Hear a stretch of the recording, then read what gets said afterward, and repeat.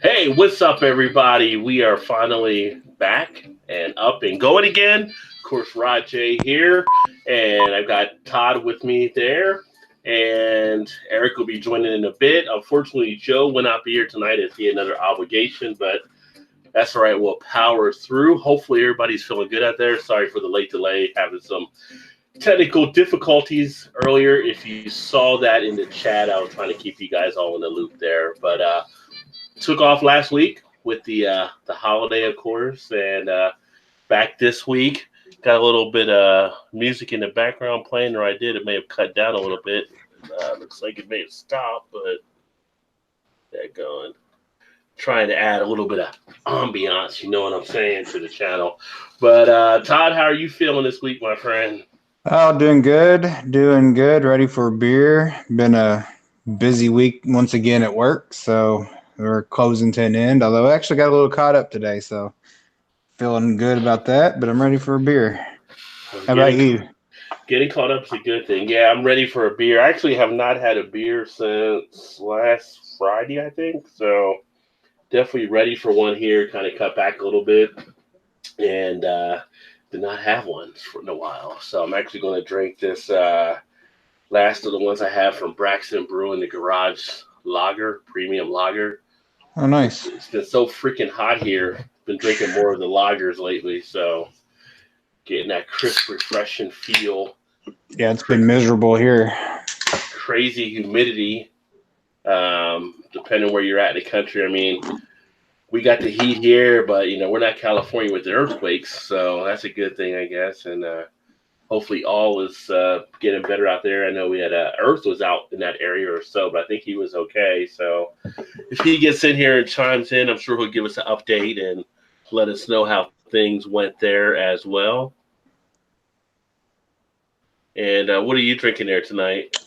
I like you. This is the first beer I've cracked since Saturday, I think it was. Had enough last week. I was on vacation last week, so I had enough last week. I had to turn it down a little bit. Yeah. Take a few days off. Can't do it Uh, all the time, right? you're right, Yeah. exactly. It's vacation though. You have to drink on vacation, right? Usually I only Right. drink maybe once or twice a week anyway, Thursdays and depending on what's going on the weekends. But usually Monday, Tuesday, Wednesday, I'm not usually or rarely am I drinking a beer anyway. But anyway, I'm drinking the Collective Arts IPA #9. It's a brewed IPA brewed with Zeka and Citra hops, and it comes in at 7.1 ABV. Nice. So you're getting some of their distribution now too. Yeah, we are. Yep. I think we just started getting them a couple months ago, I guess. Yeah. This one isn't the freshest, although I've had it for a couple weeks and I forgot when we went on got it before I went on vacation and I forgot about it and I just saw it in the fridge today. I was like, oh shoot, I need to drink that one. But Yeah.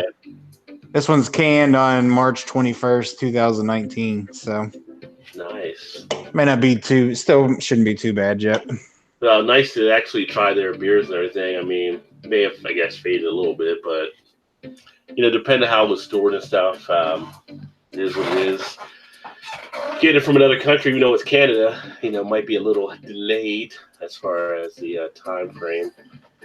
Yeah, still not as bad as a lot of them that we get though. Not necessarily from Canada, but from maybe the West Coast or whatever. Yeah. Some of them you'll see will be 6 months on the shelf before it even hits the shelf. Yeah. Bastards. Yeah, we Jungle Gyms is the only place I've seen Collective Arts now, and actually some of the other Canadian beers and stuff. So some of the reviews I got upcoming are some of the Canadian breweries like Flying Monkeys. Thanks to Ashley Sexton, picked up the Sparkle Puff and the Juicy Ass from them, and I got a barley wine as well from one of the Canadian breweries. So trying to get more of the stuff in here, definitely have a few of the Canadian guys that check out the channel. So I'm going to talk about some of the things they can actually get. And speaking of people to talk about from other areas, big hello to the people in the chat section. Big return to Angel of Mercy. Welcome back. Good to see you, my friend. Cheers. She hasn't been here for a little bit of time, so nice to have her back in the chat. We also got Hans was in there when the message retracted, so I think he said hello at one point. So I don't know if he disappeared or what, but he's down in Miami, getting a Miami Heat, I'm sure. Gabriel Salea back in the house. Welcome. Good to see you again. It's been a while, my friend. And then, of course, Eric Gilbert, he comes in with a big boom. He says, collective farts, say go, Pack, go. You gotta wait for Eric to get here, Eric, to say go, Pack. Oh, Eric did put his camera up there by the time I did say it. So Eric is back at the house, so he's getting set right now. But Gilbert coming in with the big go, Pack, go right off the bat. And here comes Eric right now. What's going on, my friend? He's gonna get his headset on. And unmute. Yeah, there you go. There he is. What's happening, brother? All right. What's up, brother? What's up? What's up? What'd you grab from the fridge there? Let's see what's in the fridge. Oh, Black and tan.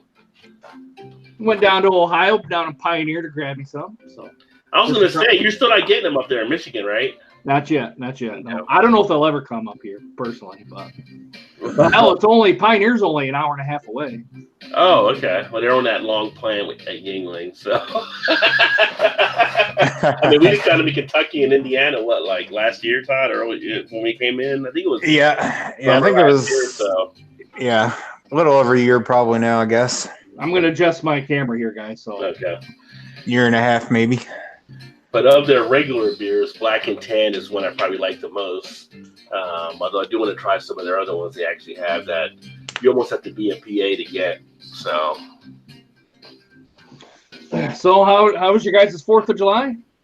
It was all right. Kind of just hung out, downplayed a little bit. Kind of just grilled. Actually, I didn't really grill. I haven't gotten to grill again, but grilled inside some burgers and stuff, and kind of just kick back and relax and stuff. And of course, we didn't do the show last week, so I'm in a town called Independence, which obviously they had the fireworks stuff, but it was kind of really more tamed down this year than usual. Usually it's pretty crazy. They had a thing then, and they had a thing Saturday night from 10 to midnight, but past years, it'll be like a week or two before people ran out of fireworks here. But nice laid back time, which I wasn't complaining. What about you? What about you, Todd? What about both of y'all? Yeah, it was good. It was pretty tame also. We were actually still in Tennessee, so I was on vacation last week and went down to just about 30 miles north, well, not quite 30, about 20 miles north of Knoxville, Tennessee. So Shannon's aunt and uncle lives down there, and her cousin and his wife live kind of around the corner from her aunt and uncle. So we went down there we got down there Sunday and then stayed until the 5th. Came back on the 5th, Friday morning of the 5th. So yeah, it was good. It was good. A little getaway. It was nice. Not much of a lot of fireworks going on, but it was pretty good. Awesome. Wasn't at work, so that's always a good thing. That's always a good thing. And had lots of beer. What about you, Eric? I just went to the lake down here and down by where I used to live down here, which is a little town called Springport. It's only have about 700 people in it, but they got another mile out is a little lake there where a bunch of the rich folk kind of hang out. They got their big lake houses and all that. So my cousin and my 2 cousins have houses side by side of each other. We just kind of go down there, plop our butts in the water for about 8-9 hours and drink beer and talk and BS and watch a little bit of fireworks and turn around and head back home. So not bad. I mean, I had a good time. Drink my share of Miller Lights. Sounds like a good time. Yeah. and I drank my share of Yinglings too while I was down there. There you go. That's all good. Yeah. Let me take a look here. We did take one day and did about a 3-hour tubing down the river in near Pigeon Forge, which was pretty cool. Yeah. Yeah, I'm about due for a trip back there at some point. That go back there for a few days, grab the cabin, and have the hot tub and some beers, and just kick back and relax in the woods. We haven't been going down there in a few years. Yeah, it's so pretty down there with all the mountains and everything. Yeah, we usually go like in the fall when the colors and stuff are changing. So the last time we were down there was the year they had the fires, or the year before the fires. Oh, yeah. We were like right on the corner from where Dollywood is, and when they announced the fire, they're like, oh shit, that's like where our cabin was, like not too far from there. So, but last time we went down, we went like cave exploring and some different stuff there too, which is pretty cool. Although wasn't really thinking at the time we went into the caves that there were bats in there that were still alive. It was kind of like, you know, but they didn't really bother anybody, but they were just like there. It's like, like I'm not going to freak out. I'm not going to freak out. Yeah, they're just as afraid of you as you are of them. But it's funny because they actually had a moonshine still in the cave we went to, which is pretty cool that they left there. They used to moonshine and hide it away from the police and everything like that. And it was just so cool how it was all set up. But they had a little hole that came in from the outside where basically whoever was like the smallest guy had to crawl into this hole to get down there to get to the still and stuff. And I mean, it was like not a big hole. I mean, me or Eric, we're not getting it. I mean, Ty, you're not even getting it. Probably we'd have to have like somebody that was like really skinny and small to go down there and get the stuff. You know, Joe wouldn't get in either. So it's it was incredible to see like how they left it preserved and everything. So more or less had like a kid going down there in the cave then. A skinny kid nowadays. I mean, back then people were smaller. I mean, it might have been a man, but yeah, like nowadays you probably need a kid or something. Yeah. To get down there to run, I guess, the hose to the stream and all that stuff. But it was pretty cool. It was pretty nice. And just some cool stuff you can see around the area. So like I said, for us in this region, we go down there, Todd, where you're at. You guys go down there and stuff, and it's like a big place down there in Tennessee for a lot of people in Kentucky and Tennessee and Indiana to get away to. Even West Virginia, I think, comes over. It's like Todd, I think his computer kind of glitched on him there, so he'll be right back. But take a look at the chat here. And Gabriel said, yes, feeling good. Going to his store to buy a 12-pack of New Belgium variety or 12-pack or Firestone Walker variety pack. It's on sale or something. Where you go. Nice. I don't think you can go wrong with either one of those. No. And Joe Stark, welcome, my friend. Nice to see you here. He said, Independence, Kentucky in the house. Yes, I am, brother. I think Joe, you're in Kentucky here too, if I remember correctly, down south. So Gabriel said, yes, happy to be back in the chat here. Yeah, it's great having you back there, Gabriel. So we're back. We're rolling again, doing some different things. Got to give a big shout out. So decided, like I said, put a little music in the background. And actually, the music that I'm kind of screaming through the chat, I don't know if you guys hear the music still? A little bit. So just kind of a little ambience type thing, I guess. But this is actually from MU Free Music for your videos. So on a lot of the videos now, when I put music in the background, I just use music off of their channel, which the one song I've been using mostly is the one I like the most thus far, but they always put up new stuff.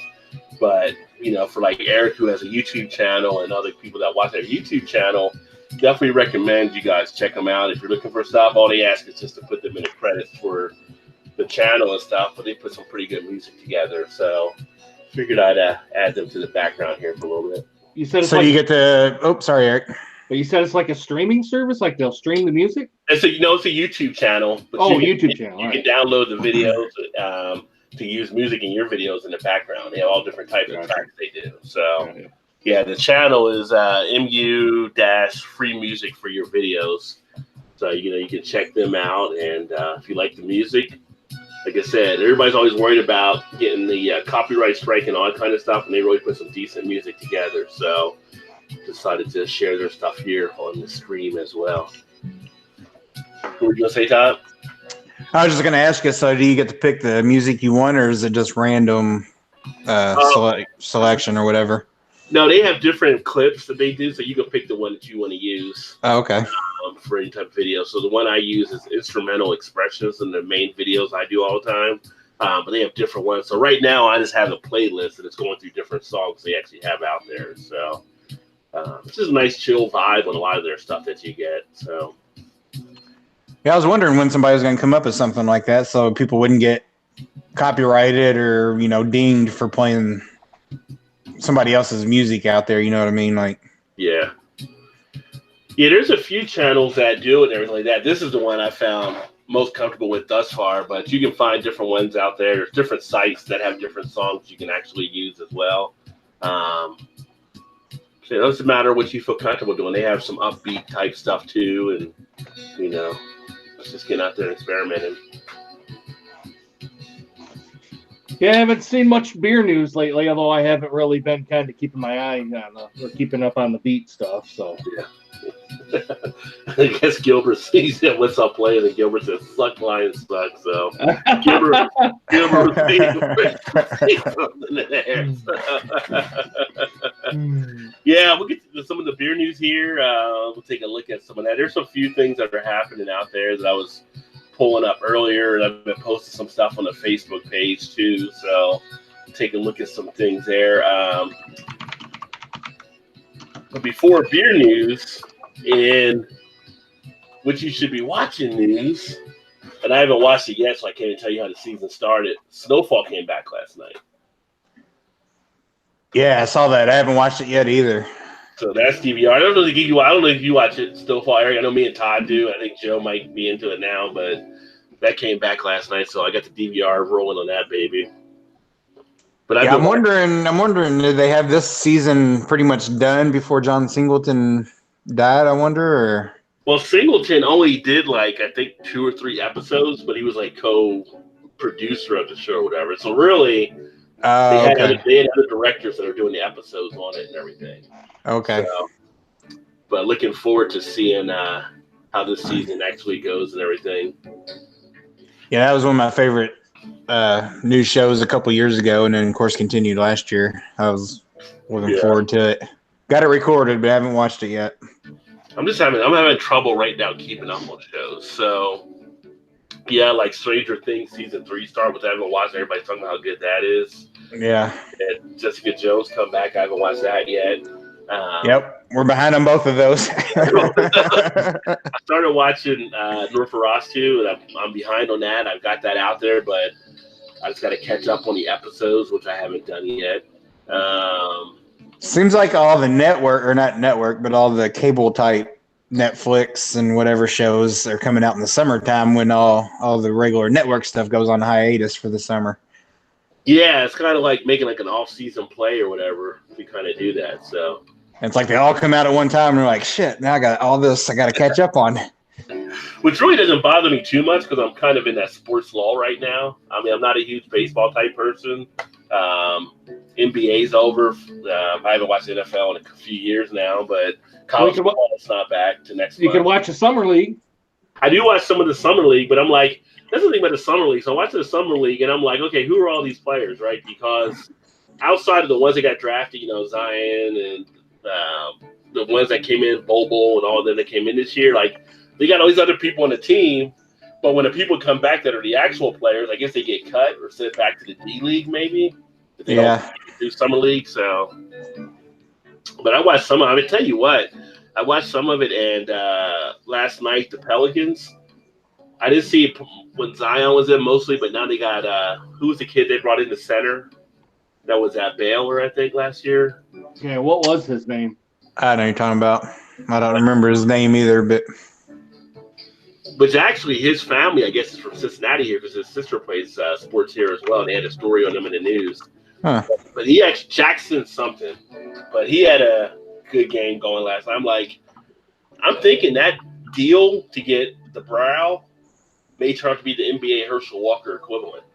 Because they're putting some good players in New Orleans that New Orleans might get a little bit of run. Even though the Vikings never won that championship, they had some pretty good seasons after that Herschel Walker deal. Kalani Brown, Ron? No, Jackson Hayes. Oh, Jackson Hayes. Okay, yep. Yeah. I mean, when they did that Herschel Walker deal, the Cowboys maybe their Super Bowl run.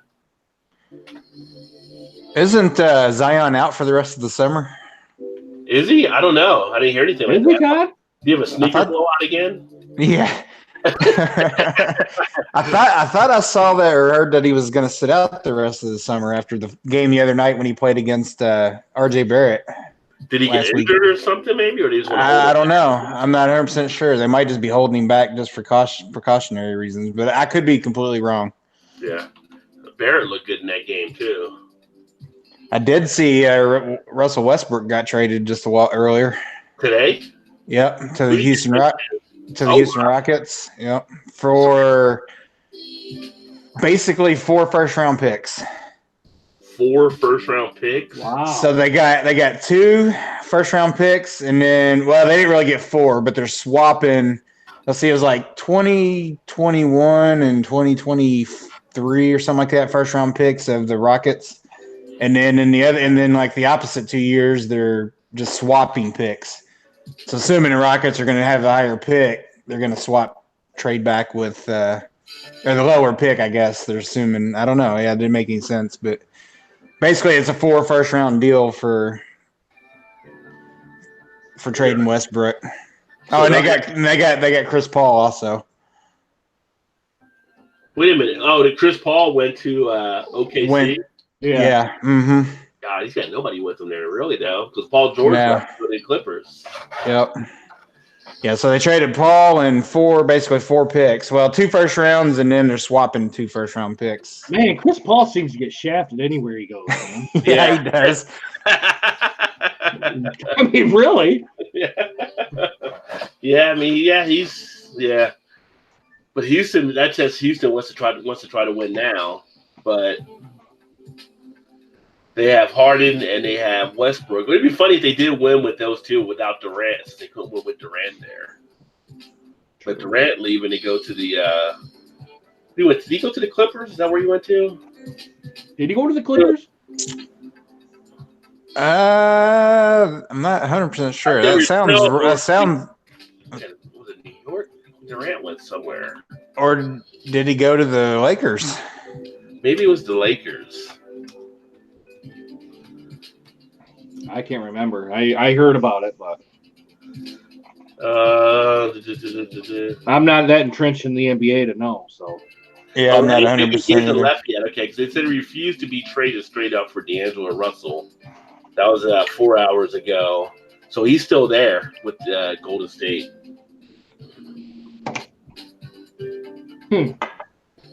That's interesting. Excuse me. Goodness. Well, maybe not. It says Kevin Durant traded to the Nets. He went to the Nets. To the Nets. Yeah. That's interesting. Yeah. I mean, they don't have anybody there, do they? Yeah, well, he's got to come back. Didn't he? Wasn't it he's diagnosed with a torn ACL? Yeah. So he's got to rehab for almost a year. Yeah, they were questioning whether he's even going to play this year or not coming up. Yeah, that's the risk. Or how much he's going to get to play. Yeah. Yeah, he might be back on the second part of the season, but looks like they're like load up with LeBron at the Lakers. I'm like, LeBron is 34 now or whatever. So it's he's starting to hit that down the backside of the hill for him, I think. Yeah. It's like you're leveraged. You're out here trying to win a race on retread tires, son. Yeah. Yep. You'll be slipping and sliding. And it's going to be interesting to see because that's where Anthony Davis went, was the Lakers, right?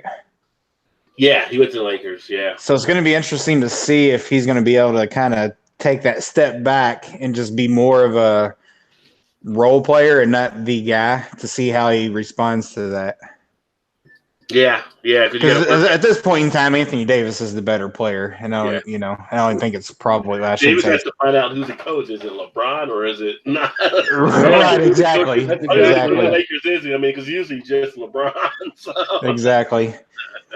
And that's what I mean. Like, if it was LeBron going to take his step back and kind of just carry the team and feel like, I mean, he's still going to be good. He's still going to average 20 points. He's just not the LeBron of old, of the last decade and a half or whatever. Yeah. Because how old is he now? Is he 34 or something? I think he's about 34, so he's been in the league. Well, he came in right out of high school. He was 18 or 19. Yeah. 18. Mm-hmm. I think it was 18. Yeah, so he's been there 16 seasons, I think. Cleveland, Miami, Cleveland, and now LA. So yeah. And all that time, 2 rings, but he's the greatest. Okay. He's been to a lot of championships, but I mean, it's just 2 or 3 rings. Until he gets up to the Jordan Bird Magic kind of, then we'll talk about that. I'm trying to think. He had the 1. Did he have 2 with the Heat or just 1? I think he went 2 in the Heat and 1 in Cleveland, right? 3 rings. So yeah. Didn't they win back to back with the big 3 that down there? Yeah, Bosh, who was it? Him and Dwayne Wade. Yeah, Dwayne Wade. So I think he's like 3-5 in the finals now. So still a good run. He go to 8 championships. I mean, nothing to see there. You can only get so much. That Lakers team's going to be interesting to see how bad they are, how good or how bad they are. I mean, now did Beeline go to the NBA now? Because he's at Cleveland. Yeah, he's in Cleveland. Okay. Yeah.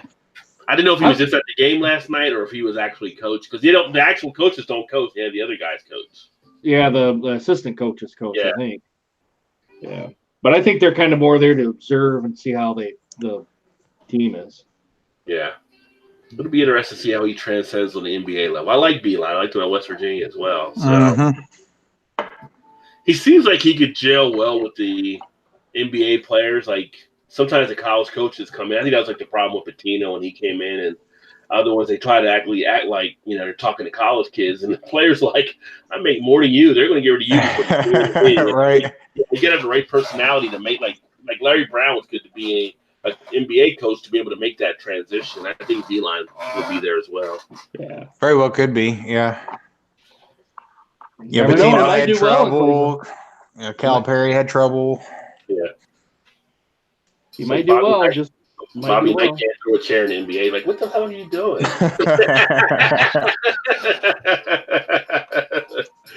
Let's see here. Speaking of Bob Knight, he just moved back to Bloomington. Did he really? Yeah, I bought him a house there in Bloomington. God, how old's Bob Knight? 78. Wow. Yeah, the way his career ended was pretty bad there. I mean, well, and he hasn't been back to Bloomington. Well, at IU since he got fired until last fall. He came, or last spring, or maybe it was early this spring. He came to a baseball game. Of course, he's got like dementia now or Alzheimer's. Oh, does he really? Yeah. I didn't know that. So his health. So what they're saying is he's sold his place in Lubbock. He was still living in Lubbock, and then I think he had a place somewhere else out west also. And they're moving back to Bloomington for hospital doctor purposes for his Alzheimer's or whatnot. But a lot of people are speculating that it's just a step closer, and he's wanting to kind of mend fences with the IU alumni and fans and stuff because he's basically, he's basically just dissed him the whole time since he got fired. Yeah. So it's definitely been a splintered fan base for the last 20 years. Well, last 19 years. Yeah. It's like, I don't know. I would have thought he would have got another coaching job when he left Indiana. I mean, like, you look at what Sampson did. He came in there and kind of screwed people over. He got another job after he left. Well, he did. He went to Texas Tech. And he had screwed over a team before he got to Indiana. So. Yes, he did. Knight went to Texas Tech. He had a few good years there. Yeah, but it's like, I'm just saying, like, he screwed over people and got and it's like, he got one of the best coaches that coached college basketball. Yeah. Yeah. You look at it, like, it's almost like the whole Pete Rose thing, not in the Hall of Fame type situation. It's like, really put it all in perspective, Right. Yeah, it's true. I mean, he didn't land anything great after Indiana for sure. Yeah. And I thought he, like, with Nolan Richardson in Arkansas was the same way. After he got them a title and stuff, he kind of got, rooted around the NCAA, couldn't get everything either. I'm like, how do you win a college championship if you can't get on with other teams, Back to back. Didn't they win back to back? Did he go back to back? Did he? If they didn't win them both years, I think they went to the championship back to back. Yeah. Maybe. That team they had that won it, though. Woo! Yeah, they were. Yeah, they were 40 minutes of hell for sure. Yeah, they were solid. Yeah. Let's see here. American Lions fan asked Eric Gilbert, Belmont Liquor Gilbert. He said, drinking a Block 3 Brewing, Kings Creek, Saison Sons. Gabriel Salea, Fuller House on Netflix, 5th of last season in September 2019 is his favorite show. I've never seen the Fuller House, but I haven't seen Full House like back in the day. And then you find out like Bob Saget is like one of the dirtiest comics out there that does stand up, and you're like, you look at that versus him doing a Full House character, like totally 180. Like, yeah, his stand up is filthy compared to. You're like, really? Mr. Clean himself? You're like mind blown when he does his stand up.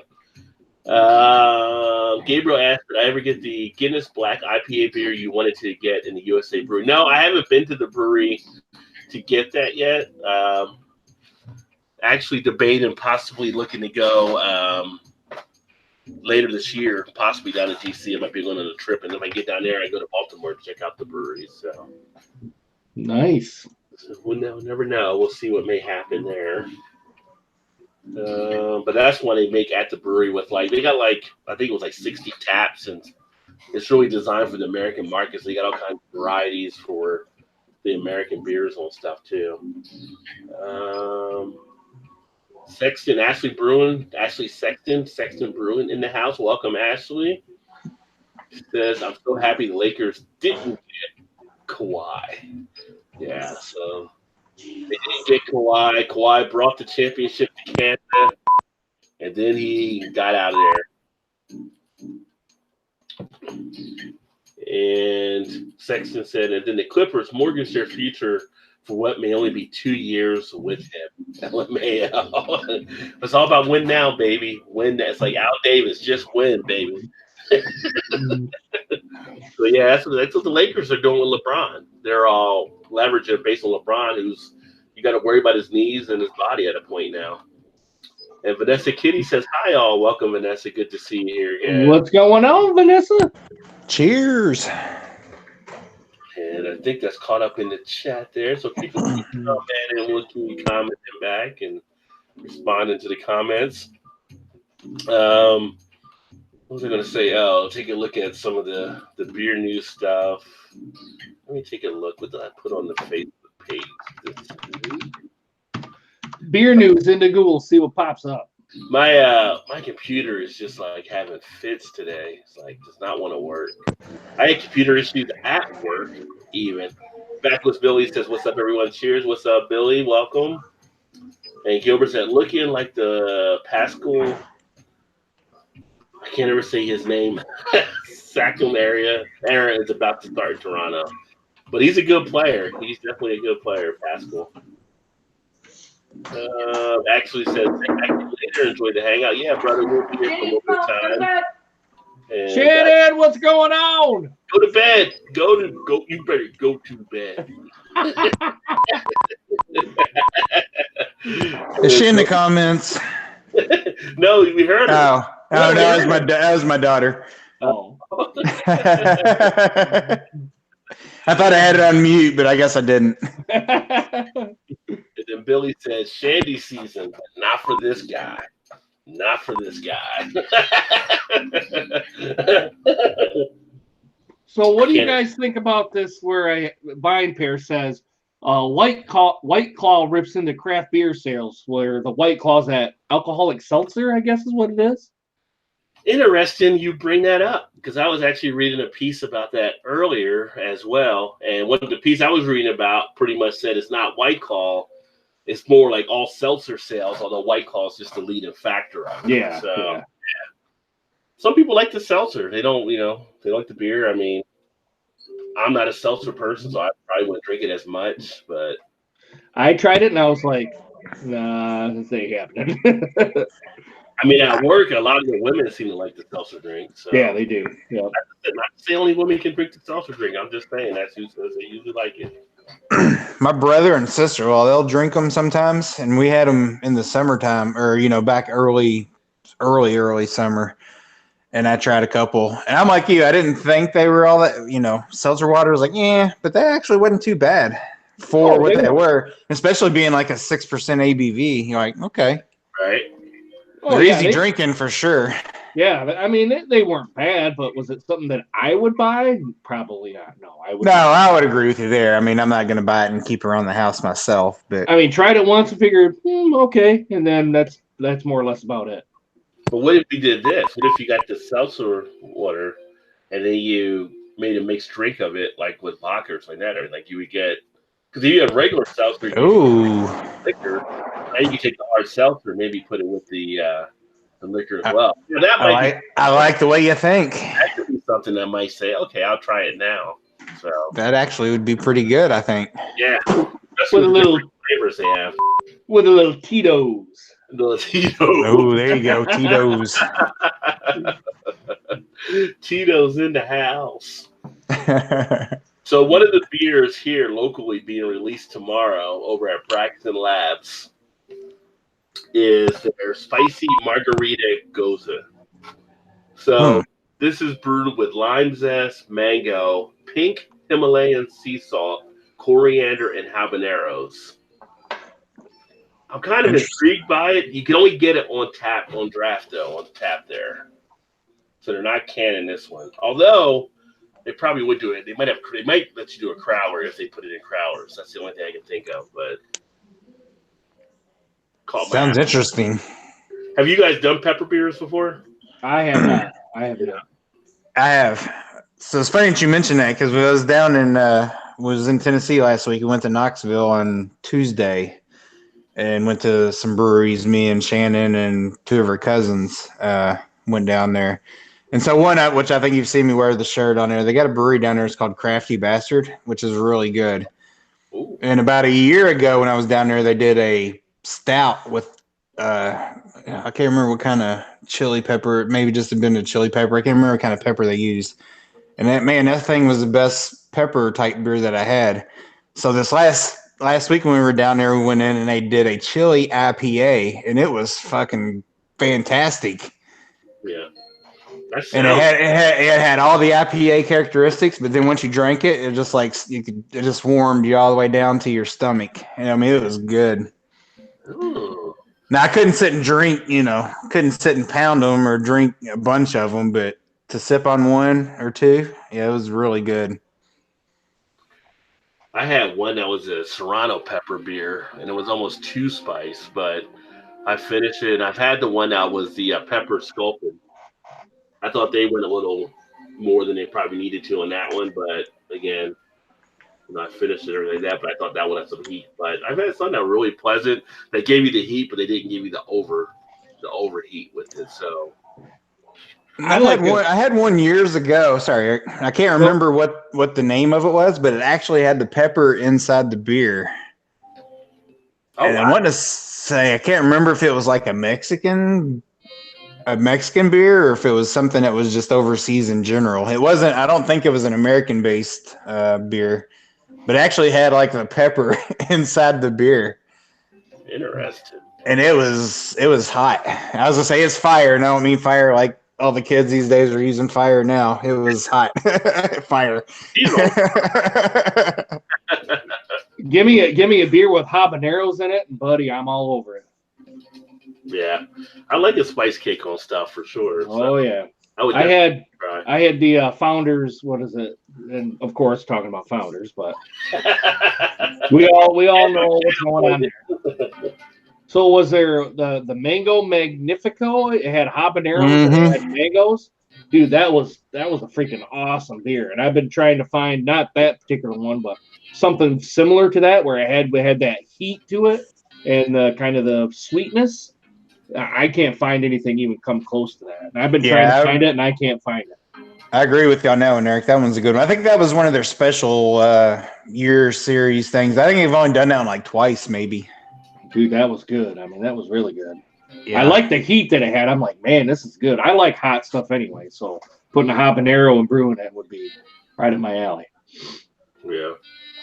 I wish I could have got a crowler that I don't even remember whether I have to check my Untappd because I'm pretty sure I checked it in. I just did a sample of it. I didn't even get a full glass of it last week, but I wish I could have got a crowler of it and just brought it home. That would have just to see, on a longer stage as far as other than just a sample how it would have lasted and how it would have went down. But it was the small sampling I had. It was great. That crowler of the peanut butter beer that I did the video on that I got over at the party source where J.O. is. Uh-huh. That should not have been $5 for a crowler. That was so damn good. It's like I was like, this baby's undersold right here. It was one of the better peanut butter beers I've had. Which I hadn't had a peanut butter beer in a while, but it was like pretty much drinking a Reese's beer. Nice. Now, was that Braxton? Was that Braxton beer? No, that was one that was it was me. What is it? I forgot what it's called. Something to Mr. PB. But they were actually a brewery out of Lexington, I believe. Oh, okay. What was It was you, me, and Mr. PB from Mirror Twin Brewing. So I don't know if you've heard of them before or not, Todd. I haven't. Yeah, they're out of Lexington, Kentucky. Okay. I know they're booming down there pretty good with some breweries and stuff going on down there for sure. Yeah. I've been wanting to make a road trip down there on a weekend or on a Saturday and just hit up some places. They got an IPA called Mos Def. You can make it, a letter from Mos Def on that one. There we go. Now we're getting some funk right there. Oh, you can hear that now. Oh yeah.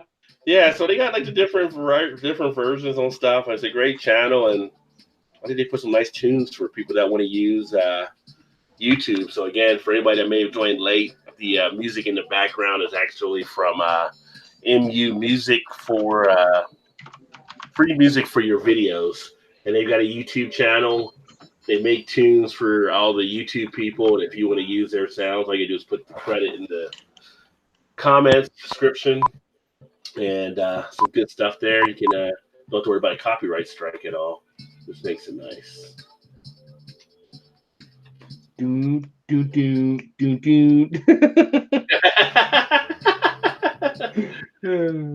Here, Vanessa Kitty said tonic water and vodka? ?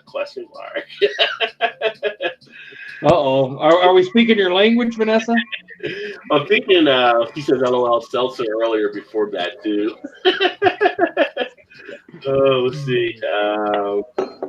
I'm just trying to think about what you would really put a seltzer in. I didn't really drink seltzer that much when I did bartending, but I mean, you could put it with like vodka. You could put it with like a gin.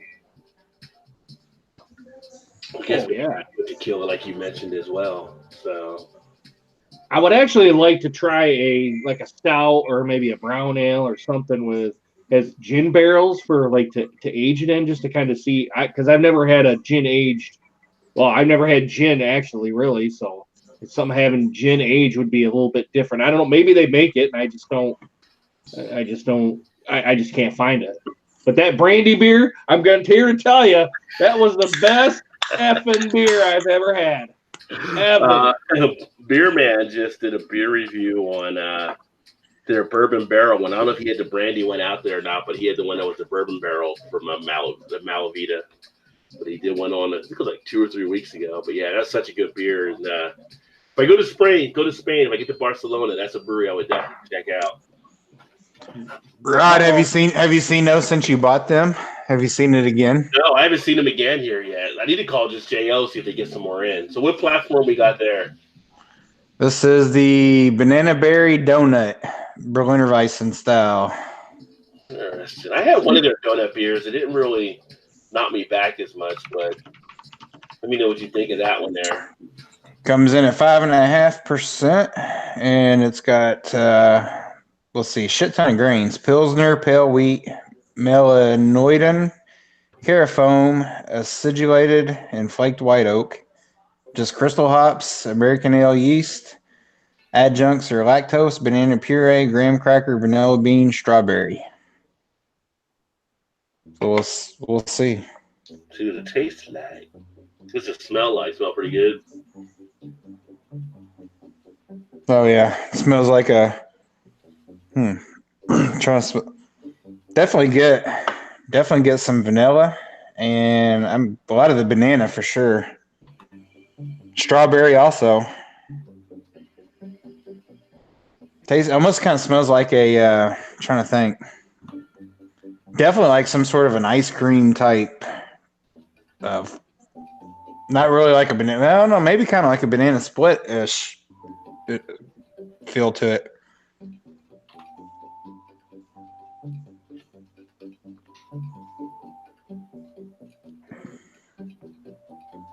Oh, yeah, it's good. Yeah. Definitely get a lot of the creaminess and the lactose kicking in. Definitely get banana strawberry for sure. Almost kind of like a banana strawberry smoothie sense, kind of. Not to the sense of like a 450 North style slushy, but right. Definitely get some of the vanilla. And just on the backside, you get a little bit of that breadiness, graham cracker kicking in. Definitely pretty much what they're saying on the can is, for the most part, what you're getting. That's pretty tasty. Yeah, that's a And different. of course, I just pulled it right out of the fridge, so it might get a little, as you warm up a little bit. But Yeah, that's a different flavor than the one I actually had. But maybe try that one too. I got another platform one I'm about to upload. I can't remember which one it is. Well, I got the Coffee Lawlessness I'm going to upload here for the next week or two, and then I got another one for platform. I think it's a Tort I'm going to upload. they're doing a lot of solid stuff. I haven't had too many that I've been able to pick up here that I've not liked, for the most part. Yeah, and I need to go to their tasting room we have in Cincinnati now as well. I haven't been there yet. But Eric's rolling out the Samuel Adams Summer Ale. Yeah. It's this one. It's between this one and it's Oberon. So, but I picked this one today. I'm thinking about doing a Summer Ale versus Sam Adams versus Bell's, kind of their wheat beers, to try to see who's the better one. Now I've got this one uploaded for Friday because I just figured, you know what, I'll just put one up there for Friday and see how it does. And kind of getting back into that along with the sports content and that sort of stuff. I don't know if anybody even watches sports content, but there get a few views on that. So, but I figured, kind of come back to some of the beer review stuff, and I'm very casual at it, so it's not like I'm going to be any big time beer tuber. So I don't know if any of us ever get a big time beer tuber. That's no attitude to have. Hey, Todd, I just do this for something to do, man. That is bust your balls. But I'm going to try to do for Saturday, I'm going to do the quadruple barrel Big Bad Baptist. Mm. Oh, wow. I've got one of those in my cellar, I believe. What vintage you got? I got 18. Probably 18 also as well. Have to look and see. And I think I have. I know I have the triple, but I think I may have got the quad too. I think I may have my brother pick that up at Jungle Gyms. Jungle Gyms, baby. On the top 5 places to buy beer in the country. It was right here. Now I'm gonna have to go. Oh, sorry, I didn't mean to interrupt you. Oh no, just 2 locations we got here. So I might be going to Horrocks to grab me some. What is it? Dragon's Milk Reserve. Their Maple Oak. Ooh. Because I seen it there. Gonna have to go tomorrow, see if they still got some. I haven't seen their latest one they put out. I don't know, a couple weeks ago. I don't even know which one that one was now. I think it's the Maple Oak. That's the newest one. Well, what was the one before that? I don't even think I've seen that one here yet. That would be, you're talking about the raspberry thing or whatever? Yeah. Yeah, we had that here, but I didn't pick that one up myself. I thought about getting that one too, but I'm like, fruit beer and a stout, bourbon barrel stout was, Like the Bell's 30th anniversary one, that had cherries in it, and I was like, So I didn't pick up the raspberry in my last beer run, so I got to do. To me, I like the base Dragon Milks so much. Mm-hmm. I like to try all the variants. I don't care. They might be shitty, but most of them have been pretty good to this point. Hell, Todd, you can get it at Myers for freaking $6.99 a bomber. That's for which one? For the regular Dragon's Milk. Oh yeah. We get them. They're 4-packs here, I think, for about the same price. Yeah, I think about the same price at our Meyer. I think. You don't get the bombers down there. We do, but it's. I think what they're got right now, they've just got the 4-packs. Might be $16.99. Our Meyer, our grocery stores around here aren't like your all's places. They don't. They just kind of carry the base, stuff that they. There's nothing usually out of the box when you go to those places. Like our Kroger, basically just has your Miller Lite, Bud Light type stuff. Our Meyer does have craft beer, but we don't get the obscure stuff too much. Now, do you guys have down there, if you go to an actual party store, a beer store or something like that, you got to be 18 to walk in the door, or 21 or something like that? Yeah. But people bring their kids and they never do anything. Yeah. But like I haven't done the white stout either from Dragon's Milk. I got that white one I haven't done yet either. I haven't either. I haven't even seen that one. Yeah. All right, it came and gone here. People were like, grabbed it up, and then people were like, it wasn't. It was different. It was a different Dragon's Milk. Yeah. I haven't been overly impressed with a lot of white stouts that have been out there though. So I was kind of I like, haven't either. I want to get it out or not, or so I kind of passed up on it. I'm pretty sure it was here. I just missed it. Yeah.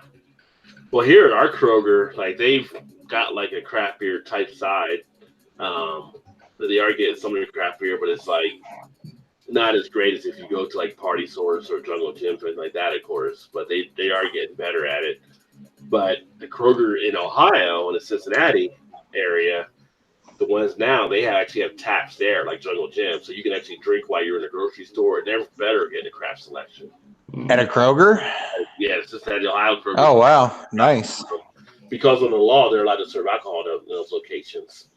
In Kentucky, your liquor store has to be separate from your main store if you're going to have any type of, I don't know how it's consumption or however they got it written into the law. Because they can do wine tastings in the liquor store, but they can't do anything in the actual grocery store. So, and you have to basically go out of one and go into the other. It can't be like together. All places that is able to serve beer while you're shopping and they don't, shame on them because they're just missing out.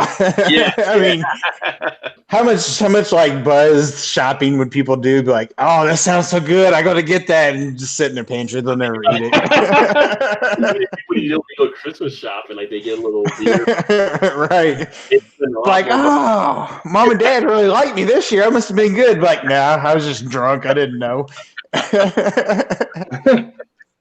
How much is that diamond bracelet? Fuck it, let's do it. Yeah. Give me another one. Give me another drink. They just staggered out of movie at the mall. So. Yeah, if you can legally serve a drink while you're shopping and they don't do it, that's just stupidity on their part. Yeah, that's on. As Joe would say, that's on them. That's on them, exactly. Let me see here. Go back, check some of the comments. A little while back there.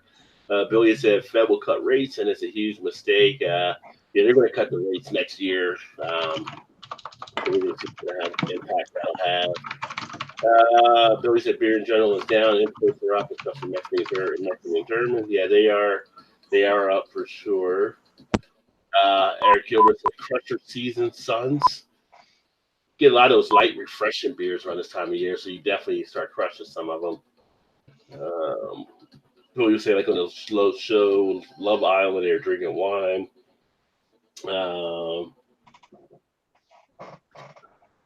And Billy said that sounds like a Belgian wit beer style, which is close to the German Weiss beer, which Rod said would not drink. No, I drink Weiss beers, and I drink wits. I just don't drink shandies. Shandies are just like, for me, most of them are like drain pours. I honestly think the Leinenkugel ones, I know what you're talking about with the shandies. I know why some people are turned off by them, but I think the shandies for those guys could be made a little bit better if they just put a tad more effort in. I mean, it doesn't have to be much, and they would be probably serviceable for a lot of people. But that was like Joe, his video earlier this week. Like, we had one of our local spots, and it was like $2 draft of the Leinenkugel Shandy last year, and you got the glass order like that too. And I just wanted the glass, really. And I said, why don't you give me another beer in the glass? And I was out like, it's a Leinenkugel. It's like, we had to do it for Leinenkugel in the glass. And I was like, well, what about, you don't really fill the glass all the way up. And just, she had to serve me the full glass of it. And it was like, I took like a quarter of it, and I was like, okay, you can pour the rest out. She was like, really? Yeah. And then she poured it out, and she washed the glass for it, because I was like, I just don't like shandies. I mean, everybody doesn't like everything, so it just happens to be that way. I mean, and the funny thing is, though, I do like some of the Rattlers. But I have not done a lot of shandies I actually enjoy. It'll be interesting. The beer that I got, the Stone, that big bottle, if you guys saw that unboxed, I got it for like $9.99, and it was like $40 with the Stone Jolly Pumpkin collab.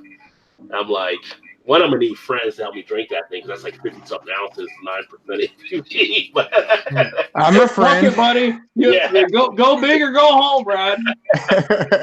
But with Jolly Pumpkin, so I'll be interested to see how it goes. But it's just I haven't found any shandies that really caught my appeal enough. And the thing is, like with Leinenkugel, I like some of their other beers, like their canoe power isn't bad. Their big icon I actually like. Some of the other stuff they put out is just when I see like, oh, Summer Shanty's back, I'm like, hands. I'm like how Joe is with Oberon. Joe. I like Cold Snap from Sam Adams too. Which one? Cold Snap? Yeah, I like Cold Snap as well. Which is kind of like Shandy too, but I do like Cold Snap. But isn't that like an unfiltered wheat beer? Yeah. Mm-hmm. But I'm saying like with the flavoring of it kind of resembles, I think, on the orange or whatever inside of that one. Yeah. I just grabbed the Summer Ale because I like it, and I kind of bounce back and forth between Oberon and Summer Ale. So, I mean, there's not many other wheat beers out there that I really, really like a Summer Shandy. I mean, I'll drink one if someone gives it to me, but am I going to go out and buy a 6-pack of it or a 12-pack? No. Yeah. But even with the Oberon, you got the pale wheat out because they're doing more of the hopping on it. Yeah. I just can't. I'm really looking forward to the Bell's Double Two Hearted. I am too. Yeah, me too. Next month, baby. Count it down next month. Come on, Larry Bell. Don't leave us hanging and give us just a little bit, brother. You're a couple weeks out when that baby gets released. Well, I know it's all, but it's. I better be taking it off and going to fucking Kalamazoo to get me some. except if you live in Virginia right now, you're not getting Bell's distribution. Sorry, Greg. Sorry, buddy. Come on. Do you know? Are they going to distribute that in like a 6-pack or a 4-pack? I would think maybe a 4, but it would be interesting to see. I mean, usually there's something like that you would think a 4, but they might go a 6. And they might do a 6-pack. Yeah, when is that supposed to be released? I might have to get it. It is August. I think August, yeah. Well, what's the regular 2-hearted come in now? Is it 6-pack? That's what I thought. Okay. That's why I was wondering if it's going to be a 6-pack. And that's 7s, and this one's, I think, supposed to be near 10, I think. Let's see here. And I hope it's not one of those deals where our locals here will be like, oh, it's a 2-can or 2-bottle limit, whatever they put it in cans or bottles. Some will be like, what? Dude, I will jack you up. Like I just pull around the building and just come back in. I'll just keep buying. I'll just keep going around in circles. It was actually supposed to be out originally in this month. It's 1 month later than it actually originally scheduled. 11% ABV. Woo! It's saying August here. Because to me, that's still the best go-to beer. I've said it before, and I'll say it. You know, it's won twice. 2 years in a row for best beer? 3 years. I think 3 years. Is it 3 years in a row? And people dog it or whatever, but to me, it's still great. Well, the thing with it too, you have more of a range of people that can actually get that beer versus the ones that were getting Flying Elder, right? So you're right. Only a small group of people can really get that, unless you're trading for it and stuff like that. Where this is in a lot more spots. Yeah. So for me, I've anticipated that beer since I heard they were coming out with it. Yeah. Well, if I get a 4 or 6-pack, you guys are getting some. So Sweet. I'll package it up, and even if it's just a single, I'll send it up and package it to you. That's fine. Well, I'd just like to at least try at least one anyway. Let me check their calendar here. Oh, I saw Zombie Dust they're starting to put those in cans now. Now that's probably a pretty good move on their part. Yeah, which most places seem to be going towards the canning now instead. Yeah. Question is though, is Zombie Dust worth still trying to track down? You know what? It sits around here now. Like I think they make more of it now than what they used to. Yeah. I could go down to the local liquor store here and where I usually stop, and they've got cases sitting on the floor. Have you been to Three Floyd's Brewery, Tom? I haven't, but I want to go. So do I. I want to go too. How far is that for you? Is it south of Gary? Gary, Indiana? It's let's see, Munster. They're in Munster, which is just south of Gary. So yeah, I was actually correct. It's going to be 4 packs of 12-ounce bottles. About 2.5 hours from where I'm at, Todd. Okay, so it's probably almost 3. Yeah, it's probably about the same for me then. We might have to meet there sometime and go, and then you can hit 18th Street, which is only like 20 minutes away from there, I think. I like the way you think, brother. They got their third coast sale coming back out in September too. No, what'd you say, Rod? Was that the 4-pack? Was that the two-hearted, the double? Two-hearted, yeah. Okay.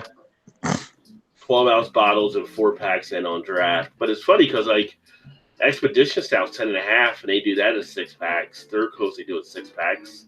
That's 10.2. Whenever I see Expedition Stout, I buy it 6-pack. Boom, boom, boom. It's a no-brainer for me. You're just like, get it in cot. Yeah, get in the cop, bitch. Get in the cop. Bell's is, I mean, they do some quality stuff. There's no doubt about it. As far as one of the bigger distributors, I guess, of beer. Now, their Kalamazoo Stout, hard pass. Yeah, I mean, they've got some, they got some misses for sure. But for the most part, their standard lineup is solid. Yeah. Gabriel for me anyway, across the board. Gabriel said he has a 25-ounce Speedway Stout, not drinking it. Yes. Speedway Stout. That's a good one. Yeah.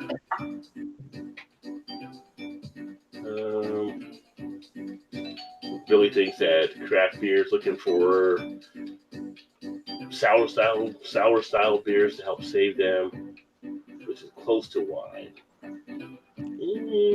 don't know. Is it light beer? The fact that taking the beer, which light beer is, Bud Light's your top seller. More millennials looking at getting in the shape. Yeah, but I know some fat millennials too. Yeah. Oh. Wait, is that a shot at me, Rod? What are you saying there? Millennials with a pouch. Homie head, what's that? Homie head, I think the chili beer Todd was talking about was from New Mexico. He thinks he had one back in the day. And it had a pepper in it? Yeah, I can't remember. I have to look on my, I'm on my phone, but I have to look on my Untapped. I'm pretty sure I untapped it. Yeah. I can't remember the name of it, but that thing was hot, though. It was spicy. It was probably the hottest spiced beer I've ever had. Yeah. Billy said millennials out of craft beer, moving to wine and mainly flavored malt beverages, ready to drink mixed drinks, singing is blowing up, higher ABV and sweet taste. Yeah, I think you have to be careful though watching some of those things. Like I said, I mean, I've worked with a lot of millennials and they drink a lot of whiskey, a lot of gin, vodka, and beer. So depending on segments, you always have to worry about like a lot of the things that get out there that are overgeneralized in that group. No one's brewing a malt liquor, sons. That is true. Well, Founders tried it, and I don't think that went too well. Well, yeah, when you put it in a bourbon barrel, God. It's like, why? Why would you do this? Why? Because we can. Just because you can doesn't mean you should. Should, right, exactly. And then Gabriel said, let me go back up here first. Foamy is now having a St. Arnold Spring Pils and says, cheers. I'm actually going to try to get some St. Arnold beers because I did see we do get those now up here as well. They're out of Texas.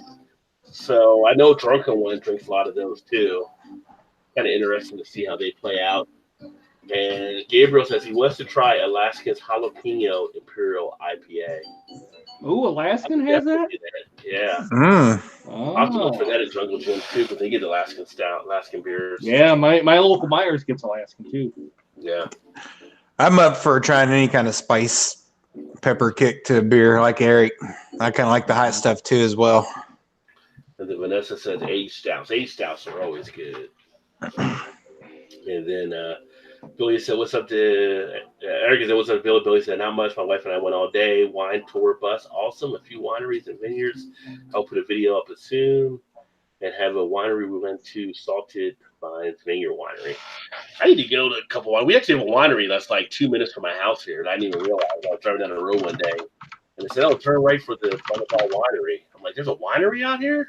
So, and I got a distillery. Boone County Distillery is like 10 minutes from my house. So I need to go pop around to these places. But it's like, I don't know. It's like, do you want to go out and drink or do you want to drink at the house? Yes. I mean, it's almost like you like to go out there for the atmosphere, but you like to stay home because of the cost savings. Yeah, exactly. Yeah. We're actually doing a wine walk tomorrow in one of our city downtown. So we're going to walk to different establishments and have a glass of wine or something, or Yeah, so it was like $20. One of Shannon's good friends, she's done it for like 2 or 3 years in a row and begged us to do it. So I was like, okay, I don't drink a lot of wine, but I don't hate it either. So I'm like, $20, go drink wine. So it's like 14 or 15 different downtown. It's an old downtown, so that's kind of revitalized, and there's a lot of stuff going on down there now. So you go to they got some little shops and stuff like that. So you go to, you get a little glass and you can just kind of walk through town and stop into the shop, get you a pour or whatever. And of course, I guess they're trying to intrigue you to buy shit while you're doing it, but I don't know. Never done it, but we'll see. Yeah, once you buy some bottles when you're there, I'm sure. You're right, exactly. I've actually got a piece. If you want me to send it to you, let me know. But it's a pairing chart. And based on what kind of beer style you like, it'll tell you which one they think you'll like for wine. Oh, okay. And actually, as you say that, I think they do maybe have a few things like that, maybe some chocolates or some little other things that kind of pair with it too as you're tasting. Yeah. Well, they probably have like snacks and stuff, but it'll be like, if you're like a stout fan, then Shiraz might be the wine style that you'll like more. Or if you're like a wheat ale fan, it might be, another type of style. So pretty interesting.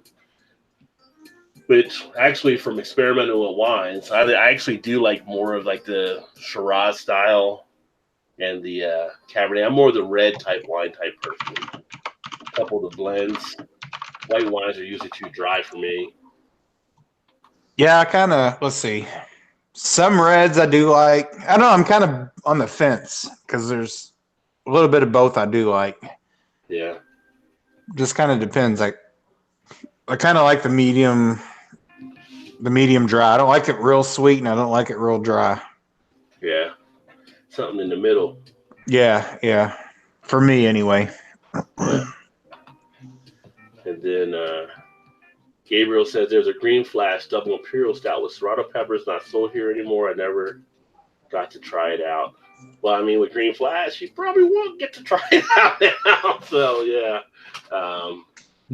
because of them actually going down or whatever. So, but occasionally I still see some green flash in stores, and I'm like, how old is that bottle? I bet it ain't 6 years old. I bet it ain't 6-year-old Brooklyn.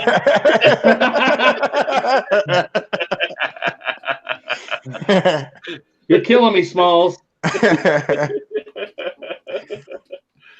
Oh, let me see. Never gotta live it down. Billy said, "Where's Joe with his new microphone?" Yeah, Joe's he couldn't make it tonight. He had some other stuff he had to do, but yeah, he does have that big microphone. Billy says, macro may help craft beers by doing two things: package of craft beers. They own the large packages and then lowering the price of craft beer brands. Yeah. I mean, it depends on where you're at as well. Like a lot of our craft beer stuff, we're anywhere from $7.99 to $8.99 a 6-pack on your basic type stuff, and then it gets higher than that when you start getting to imperial type things along those lines. Probably like some of the ones that like they buy the craft beers, depending on who's buying the craft beer. Like these macros buy them, and then some of your, I don't say elitists or whatever, your craft beer people are like, well, I don't want to deal with them because now they're under the AB and Bev. So that's not helping them sometimes. And even get someone like Ballast Point, like, why are your prices still so high? You went under a macro. You're still jacking up stuff. Yeah, exactly. I noticed we're not getting as much stuff from them now as we were when they first started hitting distro. We're not getting a lot of Ballast Point either. So I don't know if it's because I'm not sure if it's the lack of people buying it or they're just, I don't know. I would assume it's just not selling, so they're not putting it out here as much. Lagunitas Brothers, best bang for your buck. 100%. Yeah. All day, every day. It's hard to beat Lagunitas' value for what you get and what they charge for it. And not only that is it's a good beer. I mean, even the stuff that they make, if they sold it for what everybody else is selling it for, you'd probably still buy a lot of it. You know what I mean? Like, I mean, they're like the one brewery, like you could buy a bomber and you're okay with it. Like you don't really contemplate it like you do it, like Yeah, Right. Am I going to buy this Stone Bomber for $15.99? I really want to spend that on this. You know? $4.99, $5.99. I was gonna say, yeah, for most of their bombers, you're gonna pay $5, maybe Yeah. $6. You're Yeah. like, okay, why not? Why wouldn't I? Yeah. Well, it's like I go to Kroger because Kroger will get like the undercover shutdown when it comes out each year, and it's like $10.99 a 6-pack, which is a great deal on that beer. You know, you're like, well, hell yeah, I'll buy that. And a lot of the other breweries that might be like some of the other craft breweries might be, you know, for that type of style and that ABV, you might be looking at $13, $14 or something. So, And that's one of the breweries I'm thinking about it now that we're talking about it. I kick myself not buying more of when I go out, just because you're always looking for something that you haven't had, you know. yeah. If you just want something good and you're not going to want to spend a lot of money, I mean, you can't beat their stuff at all. No. Yeah.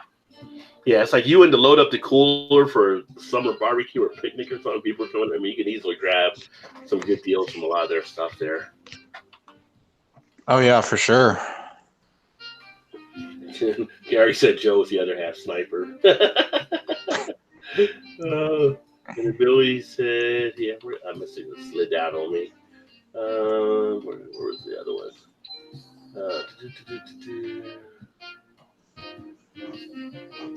Here you have to have an off-site license for beer, wine, spirits off-site. Note some counties don't allow spirits to be sampled. Yeah. Yeah, but depending on how, you know, what state, what they do for their different laws and everything. You know, Billy's there in Delaware. I grew up in New Jersey. I got friends that run stuff in New Jersey, and they've had issues. You know, finally they're able to do other stuff at their breweries that I'm like, you can't do that. Like we've been doing for like years. You know. Paul's in the house. Says, "Evening, good sirs. Evening, my friend." What's up, Paul? He's bored as hell on his night off. Hey, Paul, you've been shooting some more. I got to catch up on this stuff too, but I know he's been putting some stuff up there. But I think that live stream of MobCam's been helping him out. I was going to ask you if you figured out how to get it done with the title and description so it doesn't have to pop up all the time. Said Paul now places the Imperial Stout in the basket. Put the stout in the effing basket. Is that your rendition from Silence of the Lambs?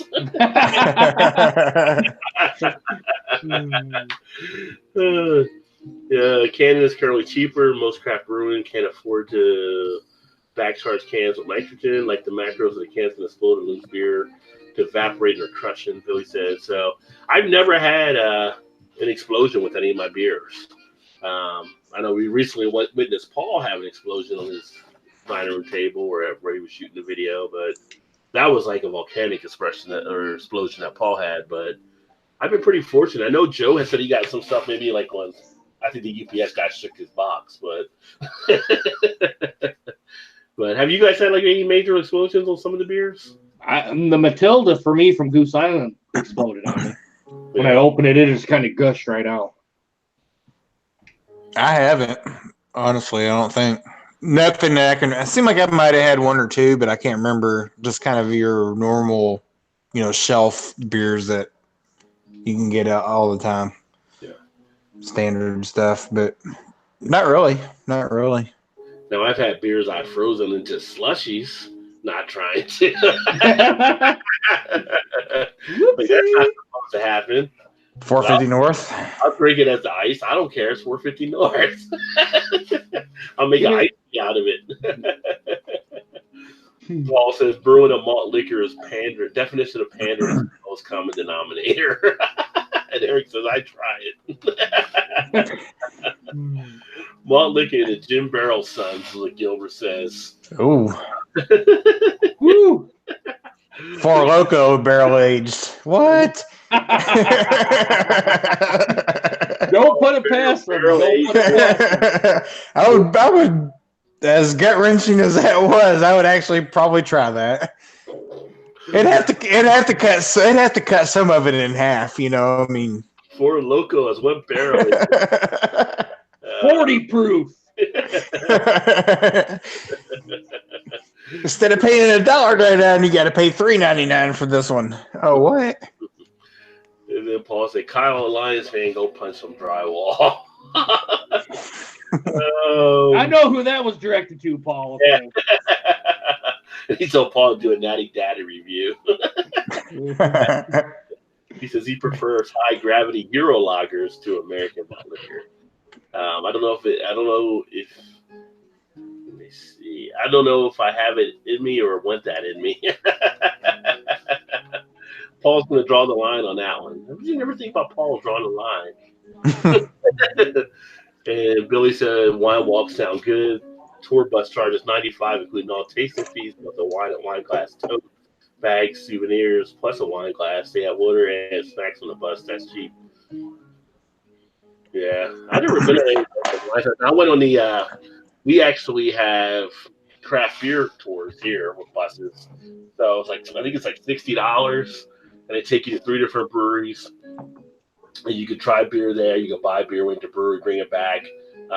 They keep coolers on a bus if you want to drink on a bus where you're going in between the breweries and stuff too, which was neat and stuff. So yeah, they do that here. Is that one of those deals where you have to paddle? Everybody pedals. Oh, no, this is in the van. It's air conditioned. Oh, okay. Oh, van. Okay.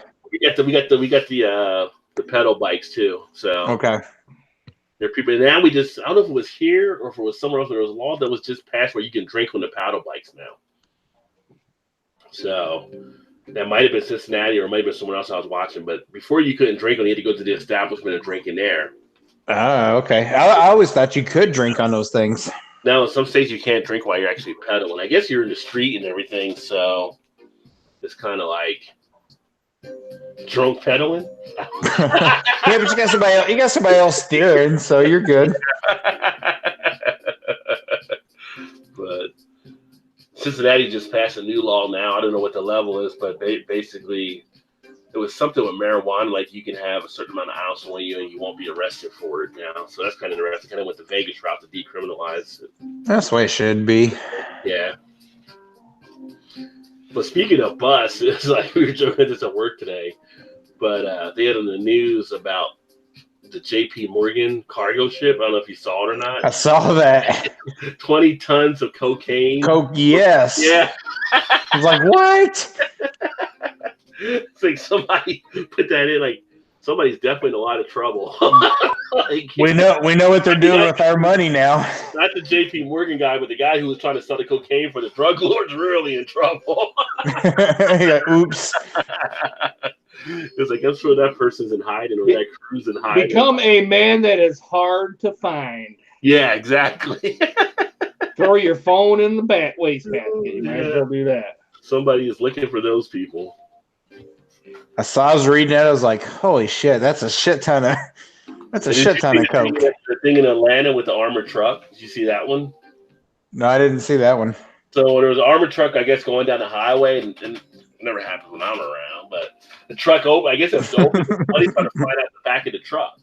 So it was dropping money all along the line of the highway, and they didn't realize what people were stopping their cars and picking up all this money. And I think it was like 30 or 40,000 that came out of the truck or whatever, and people were damn.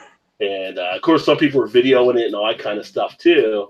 But they're hoping people like turn in the money they actually picked up on the side of the road stuff. Sure, they will. Yeah.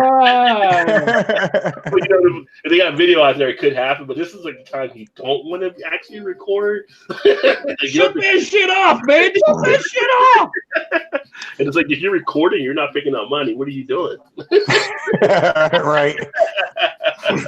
If they were smart, they'd put out like a statement saying we've got all the serial numbers of all the bills that were lost, and if it gets turned, if you get caught spending one of those serial numbers, you're going to jail. Yeah, which I'm thinking they probably don't. No, I'm sure they don't. But if they were smart, they'd put some kind of scare tactic out there like that. Be like, make you think twice. Be like, shit, I got $20,000 here. I can't even spend it now. Take the money and bury it in the backyard and like use it for like. There you go, bury it. That's right. When all else fails. Yeah. But that was like, oh man, that's pretty funny. Gilbert asked Paul, but how about overly strong Euro lagers? He says, I like some, I dislike some. And Billy said, Rod, try Riesling white wine on the sweet side, not the dry one. I love red wine, plus it has antioxidants. I'm trying to think. I think I have done some Rieslings that I actually have been okay with as well. I'm was I think back was it Riesling is like the white one. There's also the Pinot Noir is another one, or Pinot Grigio. But yeah, I think it might have been Riesling. I may have tried here and there because you try to do different stuff when you pair with the different food meals, all that kind of stuff. So I think it might have been like fish or something I was having, or Riesling or something. But my favorite is still like the Shiraz. Probably my favorite one that I like the most of all the wine styles. I haven't done a wine video like ever. I wonder if I'm still a top 50 wine cuber. Top 30. Top 30 now. Let me see here. John Womack said, I called to beer when rhinos fly. Gilbert's, I have had a buttload of beer explosions. And Elbow 88's in the house. What's happening to Elbow? It's been a while. He says, cheer to my favorite brew crew, and cheers to you, my friend. Cheers. And Paul said, I would turn my money into more beer, suckers. Paul's going to take that to the store and buy some more beer with that. Well, then, Paul, if you found the money, you could actually buy a bottle of liquor. You would feel bad about it because it was found money anyway. You earned the money. You just found it. So, yeah, let's go ahead and try this malt liquor and see if I like it. And if not, you don't lose anything because it wasn't really your money in the first place. Just a little bit of rationale. Paul would probably open it and instantly drain for it.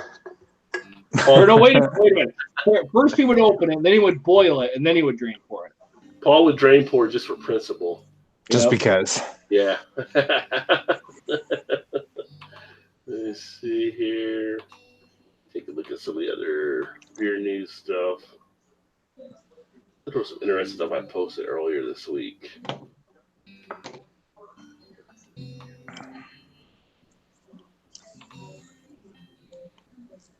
They were talking about Oregon. One of the craft breweries out there has embraced the cannabis legalization. That was actually Deschutes. So they were talking about in some of the states where they're saying weed might be cutting into craft beer sales as well. Really? Yeah. Why couldn't you do both? But there's breweries that are, or they can. They're trying to find out how they can do that. I just meant people that are buying it. Why can't you just smoke it and drink it and drink? Now, what would be the ultimate is have a dispensary that sells beer. There you go. Yeah. Beer and yeah.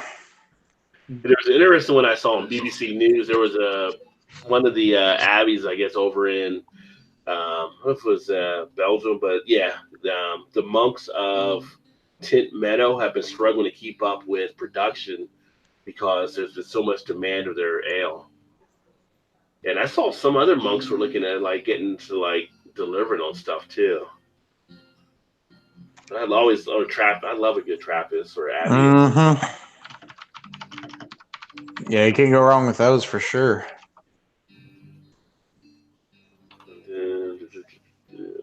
Kind of makes you wonder why more of them don't brew. Yeah, right.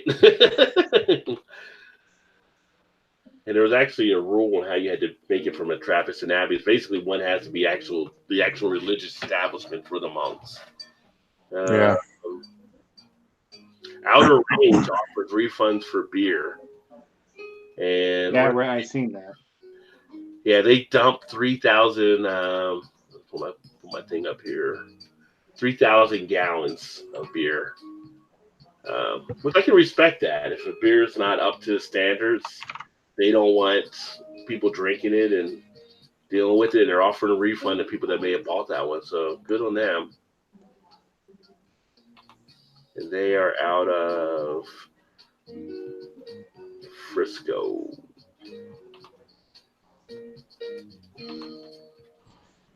I know this is kind of off topic and not beer related, but did you see the Jim Beam warehouse that caught on fire? Oh, was it? You gotta. I'm in Kentucky. That's like lead news right there. Well, no, I know that, but I wasn't necessarily directing that towards you. Yeah. No, it's like everything was like Jim Beam when they're showing the barrels and stuff on fire. But I've seen reports here in the last day or so where people are seeing fish here in Louisville that's starting to come up, showing up dead and whatnot. Because it's starting to float into the Ohio River now. Yeah, Yeah, it's in the Ohio River now, so it's actually made its way down this way where they're starting to start killing some fish and shit in the river now. Someone that made a joke about it. Now you can have barrel-aged fish. So True. Fish with a buzz. But yeah, no, I saw that. It's like, oh man, these are thinking, how far am I from that? I can go down there and help. Clean up. Yeah. I mean, how far back does that set something like that? I mean, when they're aging at that, I mean, that's just terrible. Yeah, I agree, Billy. Billy said it sounded like a responsible brewery to do that. I mean, we had the only one I know locally that had something like that happen was like Urban Artifact. They dumped their barrels and did the same thing. It's you don't want to push something out there to be substandard.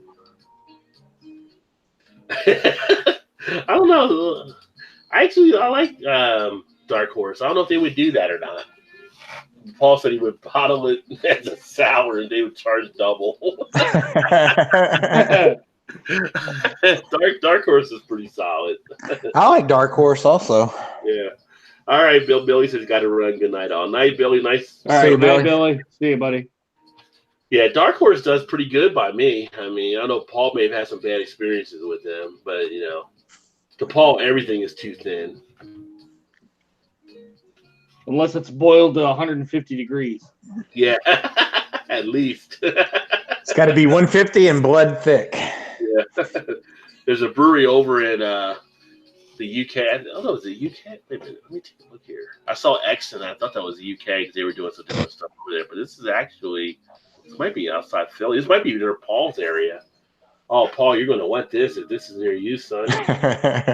On the Philadelphia Inquirer, I used to read that paper as a kid growing up because that was like our regional thing. Exton, where's Exton Brewing out of?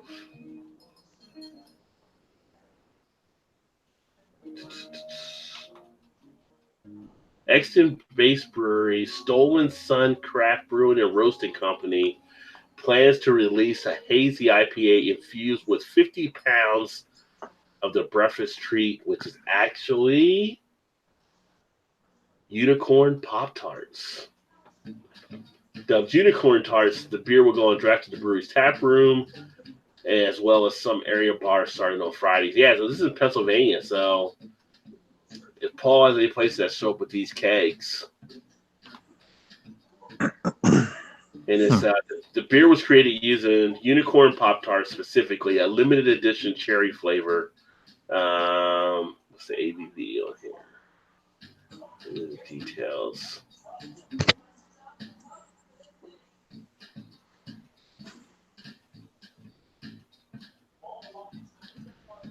I don't see the ABV or anything, but unicorn Pop-Tarts.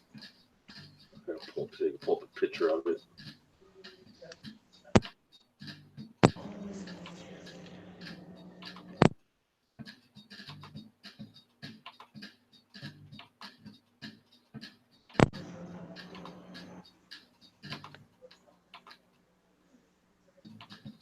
Unicorn Pop-Tarts. See it? The unicorn Pop-Tarts. Yep. Yeah, it's got the little pony thing. Paul loves the little unicorn ponies. It's more than My Little Pony, but it looks like the My Little Pony is just with a unicorn. But yeah, so they're putting that into the beer. But who's doing this? This is actually being done by Exton. Well, it's in Exton, which is in Pennsylvania. The brewery is. We'll back up here. Stolen Sun Craft Brewing and Roasting Company. So Pottstown Pike. I don't know if it's in Pottstown, PA, but if Paul knows where that is, you might want to go get some, son.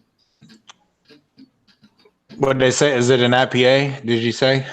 Yeah, it was a hazy IPA. Okay. Because everything's hazy nowadays. Yep. Or juicy. Or juicy. Or dank. Or dank. Dank. Like everything is so dank. Is there a beer called the Dankest? You would think there'd be one out there at that point. Probably. I don't know. That's a good question. I don't know that there is one. Yeah. So a Utah beer is rejected in North Carolina because it has, and then tell me what it has.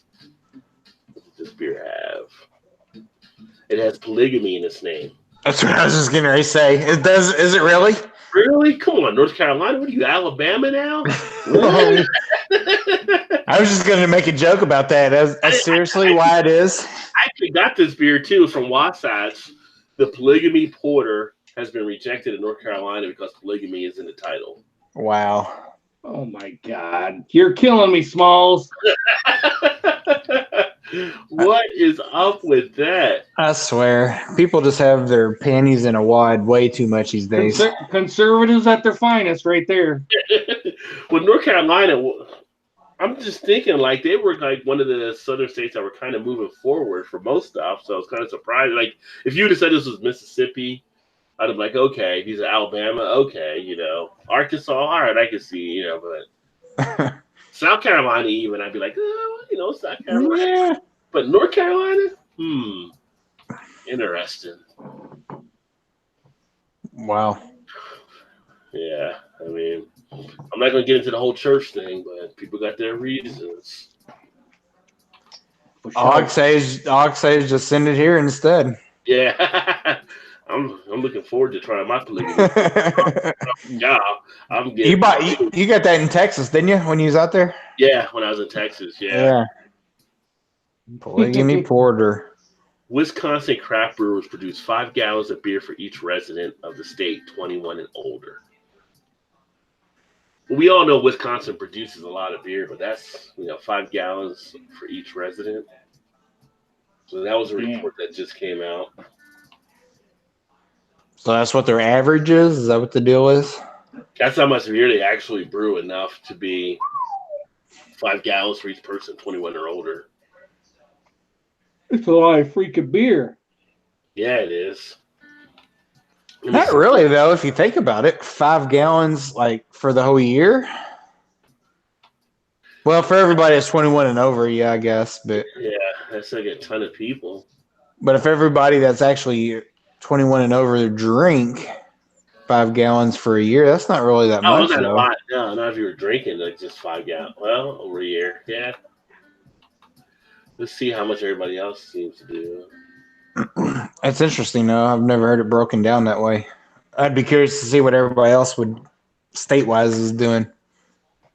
Yeah, they broke it down for that one. Let me see. There's another one that breaks it down here. Of course, if you're in Texas, it'd be like 16-ounce bottle per person. So, Wisconsin, what did I say? Is it 5? Well, I'm looking at this chart here now, and the chart here is the amount of craft beer produced annually in each state based on the number of gallons for age 21 plus adult produced. And this actually says Wisconsin 7.1. However, Vermont is 21.3. Alaska is 12.1. Delaware 12.5. But those states, it's population too. Right. 1.5. But some like Indiana is 1.6. Michigan, it says 3.7. Kentucky's 1.1. Ohio 4.9. Pennsylvania 11.7. So yeah, but it's not a lot for, I guess, when you think about if you were drinking that amount during the year, I guess.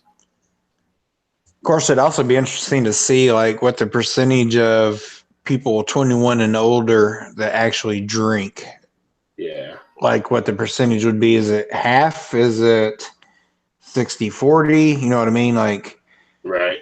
You put it in that perspective, then 20 gallons or 20 gallons per person could be a lot if you're only getting like half the people are able to, or that do drink, you know what I mean? Like, It'd be interesting to see if they could break it down that way as opposed to. Well, the one chart is different than another one. I don't get these two charts. The one chart said the amount of craft beer produced annually in each state based on number 21. But then this other chart says the states that produce the most craft beer per age 21 adult annually. And that had Wisconsin at the 5, but the Pennsylvania at 21.3. Pennsylvania and California was 12.5, and Colorado was 12.1. Those were the top 3. The question for Pennsylvania is how much of that is Paul drinking by himself? Yeah, right. This one guy is skewing the whole. Yeah, he's sloping that stat big time. Yeah. Yes, he is. Which I guess we all are probably. That was stats from the Brewers Association that were provided to the piece. It's interesting because I never actually really thought about it that way. Yeah. All right. Firestone Walker's latest barrel-aged beer is experimenting with beer aged in cocktail bitter barrels. So they're starting to use the cocktail barrels as well. Which, I can see it. I've seen some different things where they're kind of doing that as well. I like to see some more gin barrel beers. I actually enjoyed the ones I've had that use gin. 14th Annual Ohio Brew Week to celebrate Ohio-made craft beers. Did not know that was upcoming. Budweiser released a new beer exclusively in Des Moines and Omaha as part of the corn syrup wars aftermath. Maybe because they're corn states and you kind of piss some people off, Budweiser? Because they can. Yeah. Beer Man, what's up? He said, hey guys, I made it. LOL, LOL. Good to see you. LOL. Hello to PA Brew News. Got to be one named that. Beer Man says, so he's typing so fast my thing keeps jumping around here. Little tiny Mormons jump out at you. Paul says, I do love little, damn it, stay still. I do love My Little Pony. And he says he's seen the Pop-Tarts already. So My Little Pony is cute, Beer Man says. They're an hour south of him. Same place Yingling is from. So, Paul, you might be able to get down there and get some of that unicorn beer, son. Beer Man says, I used to live in North Carolina. Pretty place. The state was pretty chill when he lived there. Gilbert says, damn snowflakes at it again. LOL. He said, twinkle toes. Foamy Head's now having an El Camino Imperial Mexican-style lager from Real Ale Brewing. Yeah, Beerman said, nice, Foamy Head. Beerman said he's drinking a Juicifer IPA. Piney. Juicifer, we just got here. I haven't tried that one yet, but that's from New Belgium. And the Foamy said, cheers back to Beerman. He said, cheers back to Foamy Head. Since Salt PA was up here for craft beer, yeah, they were like top for the most per person. And Beerman says, dang, I love Firestone Walker's beer. Ooh, gin barrel beer. Beerman says, hey man, how's it going? LOL. And Paul says, mostly me drinking. Paul was going to take credit for PA being up there. And Juicifer, he said, is very piney and sweet. So Haven't seen that one. Yeah, that one we got here in a couple spots as well. It's not like in your main like Kroger or some of your regular spots. Like Jungle Gyms has it. I saw it like at, I think Depths may have had it. I think Party Source has it. So one of your beers that may specialize a little bit more. And let's see here. So Budweiser releases new beer exclusively in Des Moines and Omaha as part of the corn syrup wars aftermath. And every time I try to read the article, I get the thing up to unlock ads. Like every site has to have ads now. What the hell? Yeah, I hate that too. I hate it. Yeah. So you know how I know I'm old? Because I remember the internet where you didn't have to deal with this bullshit. That's how I know I'm old. Me too. You just go and read the article and be happy about it. Yeah. No, but in exchange, you had to wait for the dial-up to get connected to the internet. dial-up stuff was done, and they got to the first time they were doing a lot of this. It was like before it got over commercialized on the internet. Oh yeah. Yeah. Well, I'm not going to read that article because it keeps popping up for the ad thing. It's just so stupid to have all those. I say stupid because they're trying to make money, but yeah, it's a pain in the ass that people just stop going to your site. Yeah. Let's see what other stuff is out here. Craftig beer maker announces plans to close. Looks like there might be where's Craftig at? Might be over in Germany.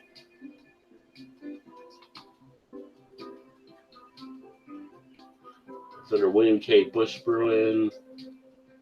Oh no, this is here. William K. Bush Brewing ceasing all operations 8 years after launching the Weizenbot adhering Craftig lager brand in St. Louis. William Billy Bush, the great grandson of Anheuser Busch, co-founder of Adolphus Busch, and son of Adolphus A. Gussie Busch Jr.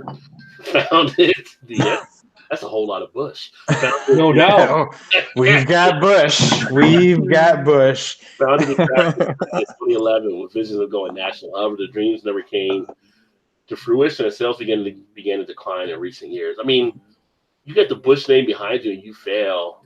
Not to say they didn't try hard, but I'm like, you got the Bush name, get the Bush money, you got everything behind you. Yeah, I don't know what you did wrong, son.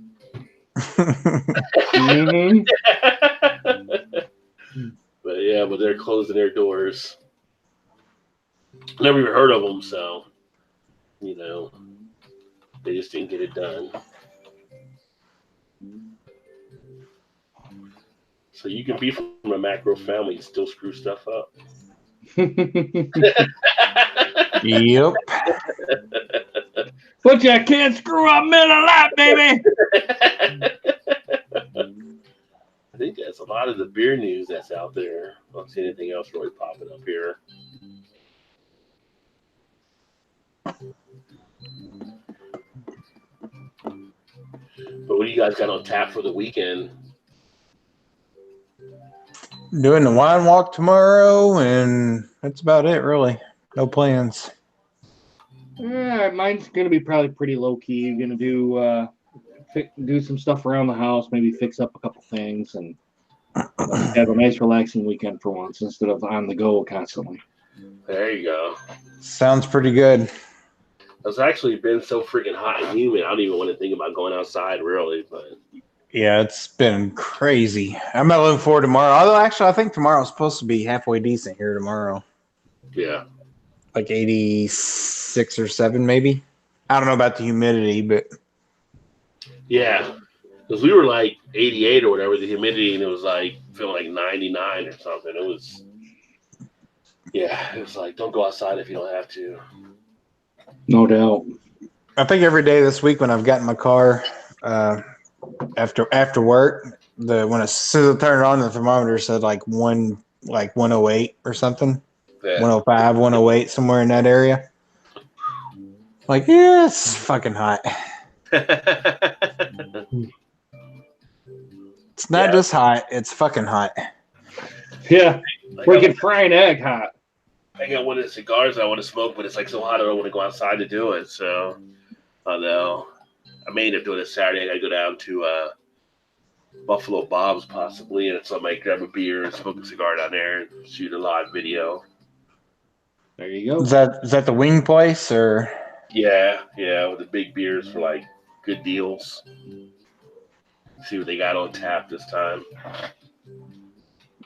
Nothing wrong with that. You know, to keep telling the owner, don't give me in a frosted glass. It's like, how the fuck do you run this place and not know how to serve craft beer right? 90% of them don't. Yeah. That's why I watch Bar Rescue, just see when I run into those same people sometimes. do they ever have that on there where they mention that at all? Mention what? Like serving beer too cold or having a frozen mug or something like that. Oh, Bar Rescue? Oh, yeah. They've had stuff on there about how to serve, and they went into one of the places and it was serving like the high ABV and they weren't using a snifter, and they're like, you can get someone hammered on this thing, do this or that, and basically you don't want to use like the frosted glasses and stuff. They've done stuff like that on some of the shows before. Yeah. They actually had to teach people how to pour a draft beer. Like you would never think you had to teach someone how to pour draft beer, and they've actually had to do that on the show. You screwed up my Miller Lite. Take it back. Yeah. No, too much head. Yeah. No doubt. Hey, they were like in St. Louis. They actually sent them over to Budweiser to learn how to pour beer correctly. Oh wow. They did there, yeah. But like you're in a city known for like beer. You got like the biggest label behind your bar, and you don't know how to pour beer. Yeah. You live in St. Louis. You should grow up knowing how to pour from a. Well, the funny thing is that when they first went to that bar, they were like, they had a Budweiser sign on the outside. They got inside, they had no Budweiser on tap. They're like, how are you in St. Louis with a Budweiser sign and none on tap? No doubt, man. Jeez. They ripped into them for that and everything. Like, you got the biggest sell of beer in your backyard, and yet you have none in the. We know John Taffer starts yelling at people. I've watched it from time to time, but I've never watched it enough to where I've actually seen where, something like that happened. Yeah, we watched it one time, and Janice was like, "Well, he never really yelled at the women ones that much." I was like, "Give him time. You'll see when an episode's There's no gender thing here. He'll lay into them for being stupid as well. Equal opportunist. Exactly. And then they got the guys on there like, "Well, I think you're full of shit." They tell him, and he's like, "Really? I mean, how many successful bars and you can't make one?" Beg your pardon? Yeah. At that point, you just might as well just leave. Yeah. At one point, you're just like, people cannot be this stupid. But then you go to some bars and you're like, you really don't know what you're doing, do you? Yeah, you're like, yeah, they really are this stupid. You get a lot of people that are like, guess you make the Joe Dirt reference of the night that are just like they like their own sparkles. Stuff to people. If you give me a 16-ounce glass of beer, I better have 16 ounces of beer in it. Yeah. Beerman says that Party Sources Beer Source Paradise need a place like that. Yeah, they do well there. He said, "Watch out for the bush." LOL. Yep. He says, but he has 9. He said he's at work. He said he has 9 days off and doing a staycation. Just want to chill at home and play catch up. I know, right? Sometimes that works out the best way. He actually did a video. If you haven't checked out Beerman's channel, check him out. But he did a video last night I was chatting with for a little bit. He was streaming from the van, his old van that wasn't running outside. But I think if I'm right, Beerman, you can correct me if I'm wrong, but it might be like an old Volkswagen type van or whatever. It's really a nice little cool setup on how you had the van there and everything like that, like how you were shooting a video from. It's like kind of a nostalgic type feel. I think you should do more videos from the van there. Beerman says it's not that hot here. Oregon is hot, but it's not terrible. He said all for it. Okay. He says, yeah, right. Fill that glass up. 16 ounce. Should have 16 ounce. Eric, stop with the malt liquor. Beerman says I was so up. He put the little cursive stuff in there. It was an 84 Chevy. What? An 84 Chevy van. Oh, like an old, I'm trying to think of the Chevy van, like the old Astros or whatever. No, it was before that. Shit, what the hell were those old vans? Because my uncle had one. Like there was something Star, the Ford was like the Stars type stuff. Yeah, that's Star and Windstars. Yeah. What make was it of the van, Beerman, for the '84 Chevy? Notice how he says no malt liquor. It was a cool, groovy van. We wanted to turn it into a camper.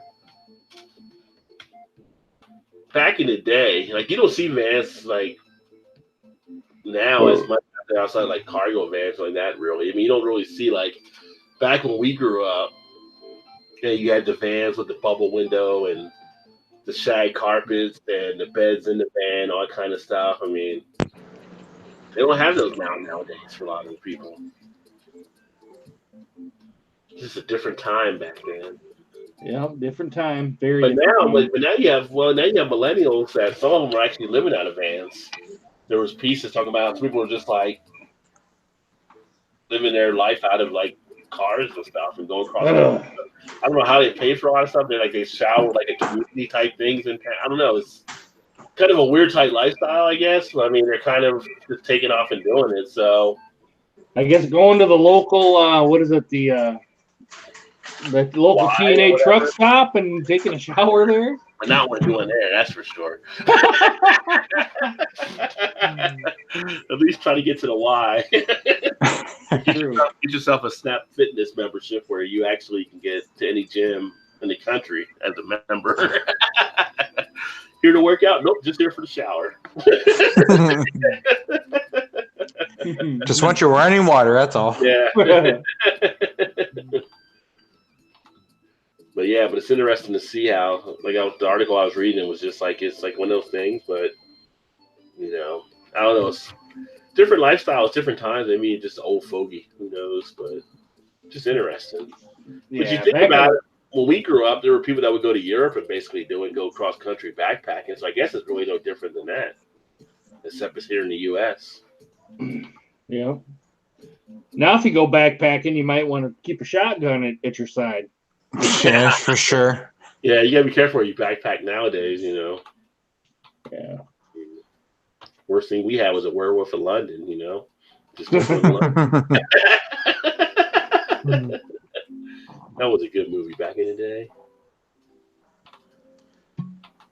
I finally watched the Halloween movie last week. The original? No, the 20 years later with The new one. New one. It actually wasn't that bad. I was gonna say, how was it? It was pretty good put together on stuff. Jamie Lee Curtis now is a grandma kicking ass, but you know, new dad basically had a new doctor that was kind of like the new Donald Pleasance, but he didn't. You know, I won't spoil it, but he wasn't as good as what the role was previously. But it was interesting. So. So was it a whole new movie, or was it just a redo of the original one? It was a whole new movie. The way they actually brought this out, what they wanted you to do was forget everything after Halloween 1. This is kind of like the movie they would have wanted to have as the second Halloween, where Michael is actually in a mental institution and then gets out of it. Oh, okay. But you can't really forget all the other stuff you've seen along the way, but this was kind of set later on when he's supposed to be in an institution like 20 years later or whatever, 40 years later, I guess now is when this was done. Because 20 years ago was when she was doing the one. Wasn't that the one with LL in it? This boys' school, whatever. Josh Hartnett was her son or something. I think so. Was it? Has it been that long ago? Well, I think it was set 20 years after the original. Oh, okay. Yeah. But the funny thing is, like, they didn't mention really Josh Hartnett's character in this one. It just made it so like he only had the daughter. But I was like, well, you had the son in the other movie, so. Yeah, what happened to him? Yeah, about him, like that, you know. He drowned in Crystal Lake. Michael got him or something. Like, what took place there? So that was kind of a interesting thing, but overall, it was actually pretty good. There were some good actors. They had the one guy in there that's the assistant coach for Remember the Titans. He was in it. He did pretty good, but yeah, it was all right. It was like one of those things. It was like Saturday or whatever. You're laying around, like, oh, I'll go to watch this, get my DVR cleaned off because I had DVR'd it a while back. And then I watched Tag, which was actually a pretty funny movie. That's a good movie, and it's a true story too. Yeah, that was better than I thought it was going to be on the stuff there. Yeah, I was pleasantly surprised when I saw you post it. I was like, oh yeah, that was pretty good. Yeah, it's entertaining. Yeah, that was really good. It got sad at the end, but yeah, but it'd be awesome, like to have a group of friends that did that every single year. Like, how awesome would that be? Yeah. I watched Straight Outta Compton last night. Oh, that's a good one. Yep, for the first time. Oh, really? Damn. Yeah. But did you watch it on TV, or did you watch like the HBO version? Or no, it was a FX version. So FX has it on a lot. I've seen that thing probably like 10 times now. God, that's a good movie. That's good. That's really good. Yeah, I still end up watching it here when it comes on stuff. Like right now, I got Gladiator on mute right now. That's on. Which is I wanted to go see it in the movie theater, but I'm like, I don't know if I want to go. But, Although when they play it on FX now, it's almost unedited. Almost. Yeah. Yeah. The only thing really that they would edit out on FX is really like the pool scene, the pool party. Yeah, that's pretty Well, much that what they and did, that in the hotel room when they're, the hotel room. Yeah. Good point. Yeah. I think they just cut that For his scene entirely girlfriend. out, Todd. Did they? Okay. Yeah. I forgot the guy's name. They were like, came in there trying to find his girlfriend. He's knocking on one door and they come out the other door and he's got a shotgun in his hand. Like, what the fuck you want?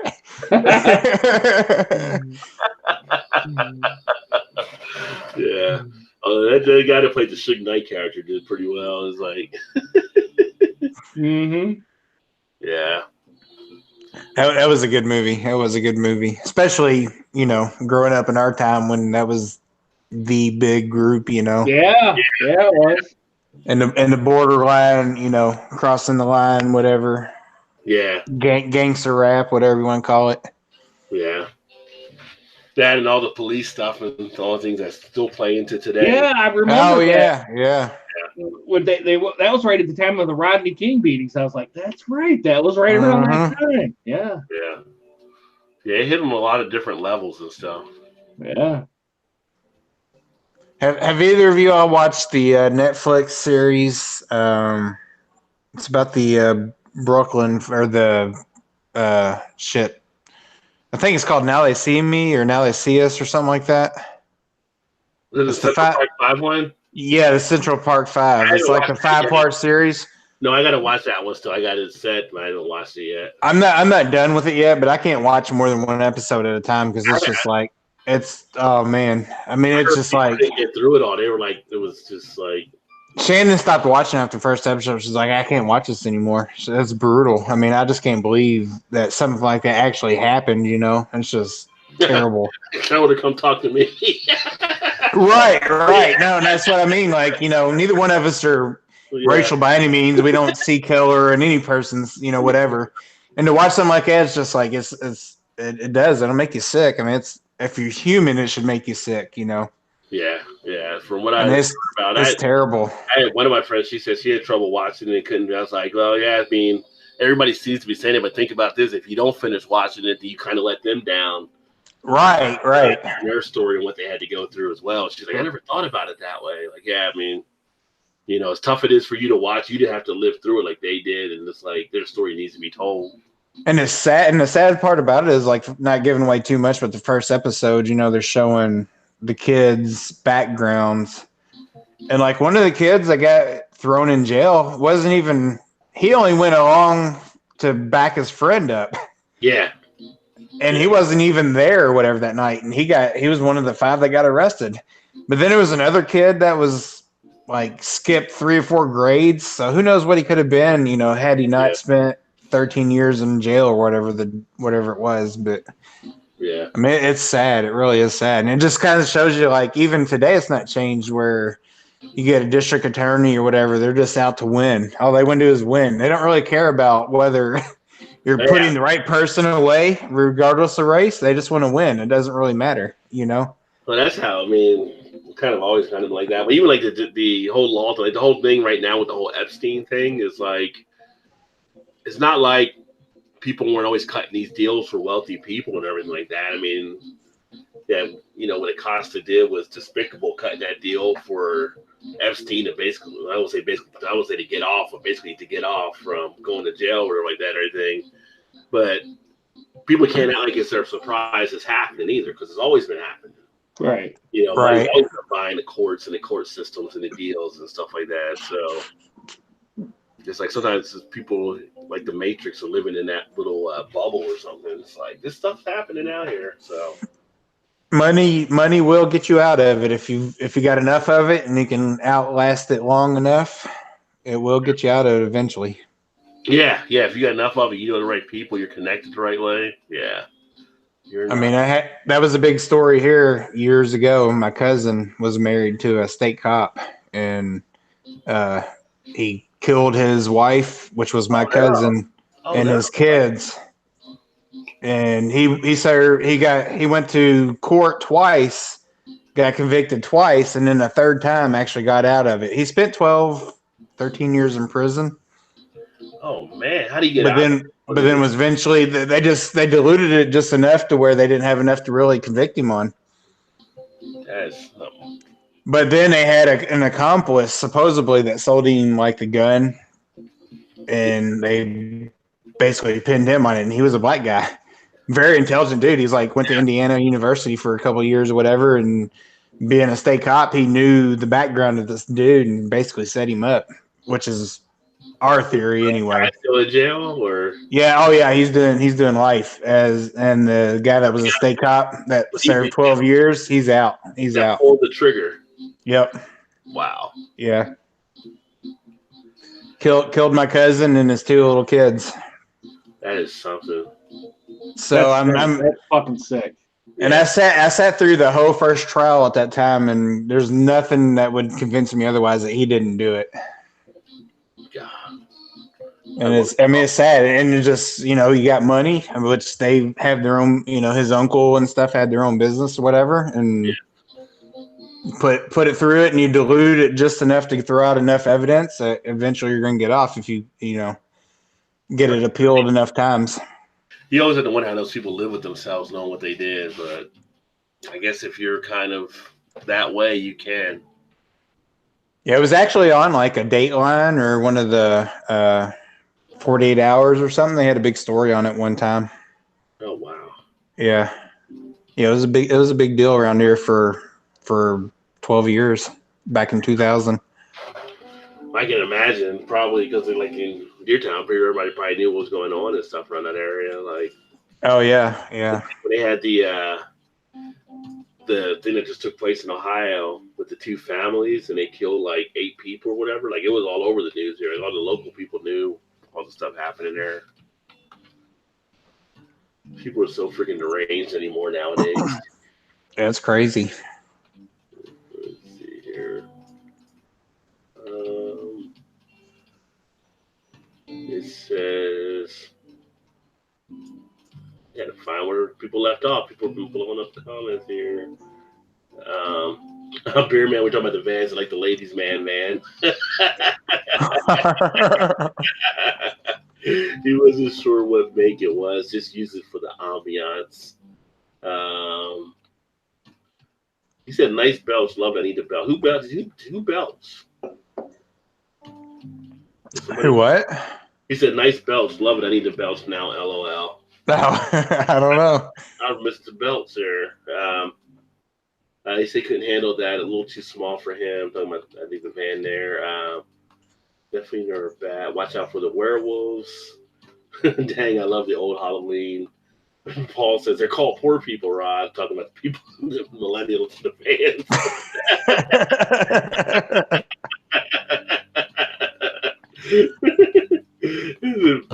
People LL says Paul's going to go crack open Two Brews DIPA Hubbard's Cave at Old Forge Brewing. Beerman says, I just put up a DIPA review. Yummy. Paul says, always have a shotgun at my side.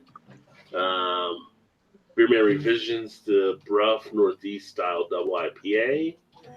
And he says he's scared of guns, but in this day and age, you might want one. And then Paul says F remakes. And Paul says I might want 50. So, Arizona's in the house. Welcome, Arizona. I'm sorry I missed you earlier. So the air conditioner is working overtime today. 112 out. That is. But it's Arizona, so it's a dry heat. You're right, because there's a big difference. It's a dry heat. Exactly, there's a big difference. Excuse me. Oh, it must have been Eric that burped out. And then Paul says, "You like tattoos? Once you get one, you have to get them all." Yeah, I got 2 tattoos, but I kind of stopped. I don't want to get another one now. Beer Man says the old Halloween is the best. Man, straight out of Compton, right on. That's funny. Guns are like, Paul's talking about the tattoos. Arizona Tours. Beer Man says hello as well. And Paul says Halloweens were fun until Donald died. They shouldn't have continued after that. Yeah, I mean, he was a big presence of the Halloween film for sure. The beer man said, I remember looking at the riots from the Rodney King shit. Oh my God, that was terrible. We saw the smoke from the fires and everything. That was scary. And beer man said, yeah, P.A. Bruno, they always go too far with the sequels, it seems. That's Hollywood, though. When does Hollywood not go too far? I still can't believe those guys, those 4 cops got off scot-free, dude. I'm like, come on, man. I remember that. I can. I was like, when that came through, I'm like, you got to be shitting me. I think that's exactly what I said. I was like, you got to be shitting me. Yeah, it was even on video and all that stuff. You know, even today, look at the stuff happening today, and cops are still getting off on things, even though it's on video. Well, I'm surprised that really didn't do a right across America kind of thing for. I don't know. One of the jokes in the community is like, if it had been puppies, people would have been upset. So, they love their dogs. Mm-hmm. That's truth there. Beer said, OMG, I'm on the Comatose Imperial IPA by Good Life, and that is strong. Woo, wow, super sweet and strong of alcohol. What's the ABV on that one, Beer Man? Beer Man says, thin line between crazy and genius, definitely. And Beer Man says, sorry to hear that. And people mess up talking about your story as well, Ty. Yeah, that was definitely, that's something I would hate to ever deal with. So, definitely sorry you had to go through that. Yeah, it was brutal for a while, for sure. Yeah. Still is this day, but, I mean, I just can't imagine. You're probably sitting there in the courtroom and seeing that guy there. You're probably just shredding your eyes looking at him like. It was tough. Yeah. It's just, I don't know. That's why I was talking about the beer island, just to get away from so many idiots and just have an island and a few friends with some beers and Yeah. Someone acts up, put them in a boat, and you're off the island. Ship them away. There you go. You're out. That would be paradise. That would be. This is the real Survivor, son. Have all the beer you want and smoke all the meat you want and have a big feast. And if you fuck up, you're on the boat and you're on your way. You're out. That would be great. Sayonara, biatch. Hey, Richie Z in the house. What's up, brother? Said, hey, Jess. Richie Z? Thirsty Thursday night. Let's see here. Paul says, if you have any more tips that I need to get off of the murder trial, you just keep on telling to me, Todd. Beerman says it was Eric. He belched. LOL. No, that was not me. I guess the second one sealed the deal. That wasn't me. That was not me. Yeah. Guilty until proven innocent. The Beerman said hello to Richie Z, and it's 8.7 he thinks Comatose is. No, he said 8.5 and 95 IBUs. But I'd be wondering, if it says bitter, because it might be coming down. If it's a double IPA with the malts and everything, may not be as bitter to get that bitter feeling. And I think I got all the comments there. So cool. Hey, Rod, do you get this one in your area from Malwad? The Brabble? I think I've had the Brabble. Let me. Blondale. I think you sent that to me, Todd. Yeah. I did? I think you did, yeah. I could have. I don't remember now. It's a nice kind of summer beer. Well, that's one of the guys I went to their dinner as well. For at Devs, they came in and talked about the beers and stuff too. Belching and now I'm yawning, man. What the hell, Eric? I know. Sorry, guys. Yeah, I've had the Brabble. Gave it a 3.75 on Untapped. Yeah, that's a solid. It's a solid blonde ale for sure. My exact quote on Untapped: I like the crisp feel of this one. Yeah, and that's what I was gonna say. It's like a great beer for summertime, especially right now. Kind of has that I don't mean any disrespect. Kind of the macro feel like it'd be a great beer for a macro drinker to like Eric. kind of carry over to. No, not like Eric. Somebody else. Only a macro drinker. Only. It'd be a good crossover beer for him. Yeah. I mean, because it's not a lot of hops to it, and it's 4.8. I mean, it's a good subtle summer beer. I mean, to me, it's kind of. I mean, it's better than your macro beers, but it's kind of along the same lines as a Bud Light or Miller Lite ish, kind of. So let me introduce you to something beer. Beerman says, pretty balanced on when he's drinking Brabble. I like a blonde. That sounds perfect. Not a bad score. 3.75. Lawnmower beer. Yeah. Everybody's got different ways they do. 3.75 actually for me is not a bad score at all. So, pretty decent beer. It's not like some people say, well, is that like times it by 2? Is that an app? Like, no, it doesn't work that way. So people get too caught up in the ratings sometimes. Beerman says, it's funny when people say, I don't like beer, maybe it's try a stout or a porter or something less Budweiser-y. I like that word, Budweiser. Budweiser-y. It's, it's like somebody said that they don't like beer, and I was like, oh, what kind of beer don't you like or whatever? And I got red beer. They're like, there's like tons of beer, hundreds of beers, there's different styles. Which one? But sometimes they end up finding something they do actually like. Or they're like, I didn't even know this was beer kind of thing. Give like a 450 North or something. Yeah, exactly. Do a slushy. He'd be like, oh, yes, I love this craft beer stuff. Yeah. Like, well, not all of them taste that way. Yeah, they all don't taste like. They all think it tastes like, just your adjunct lager. Because a lot of times, that's the one they see people drinking Pabst or Bud or Coors or like that. That's what they're kind of acquainted to. But it's like, no, you got all the different types of stuff you can do outside of that as well. Speaking of 450 North, change the subject real quick. I don't know if it was a joke, but I sent y'all a picture earlier of those two chairs. It was like 18 hours before they're having a release tomorrow. So it was like 18 hours before the release. And somebody's like, are you fucking kidding me? I don't know if it was serious or if it was just a joke. I'm not sure, but it probably was serious.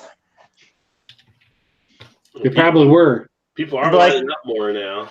Like, yeah, their good stuff's good, but I ain't waiting 18 hours for that. Yeah. Sorry. I mean, there's one of the guys here. I know he does stuff on Instagram and stuff like that, but he drives down, I think, from Ohio to the release, and he's like probably about 4 hours away, but he'll shoot down there for the release and stuff. Yeah, the last time we were there, we met, I don't know, 3 or 4 people that was from Ohio standing there in line with us. They're like, oh, yeah, we come. I'm like, really? Is it that good? I mean, it's good, but is it worth driving 4 hours for good? I don't know. That reminds me to catch back up with Sam. So we did talk, but we were looking at one Saturday. It didn't work out, but we're trying to get a date coordinated to go down there against the grain as well. So I'll keep you posted on that too. Okay, yeah. I was going to say, I just saw today on Facebook that the local brew shop not brew shop, but bottle shop that I go to, they're doing a against the grain tasting, and he's going to actually be there. Oh, really? That's pretty cool. Yeah, so I think it's coming up in a couple weeks. So if it's before that you actually do that, I'll have to say something to him. Yeah. Yeah, Sam's actually going to be there for the tasting for whatever reason, but yeah, he seems to be a really decent guy. We had a good talk and stuff. We were there. He got a little busy when we were talking, when people started showing up and like went and sampled the beers and stuff, which is fine, of course. But we did a nice little chat for a little bit.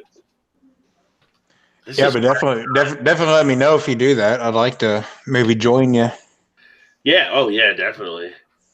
That's the whole thing. I mean, it's kind of like, you try to do stuff like, the channel, we do these different things, but it's like, got our real jobs we have to go to. So it's like, by the time you work during the week, you're like, do I want to go to a brewery and do something tonight? You're like, I'd rather go home and rest.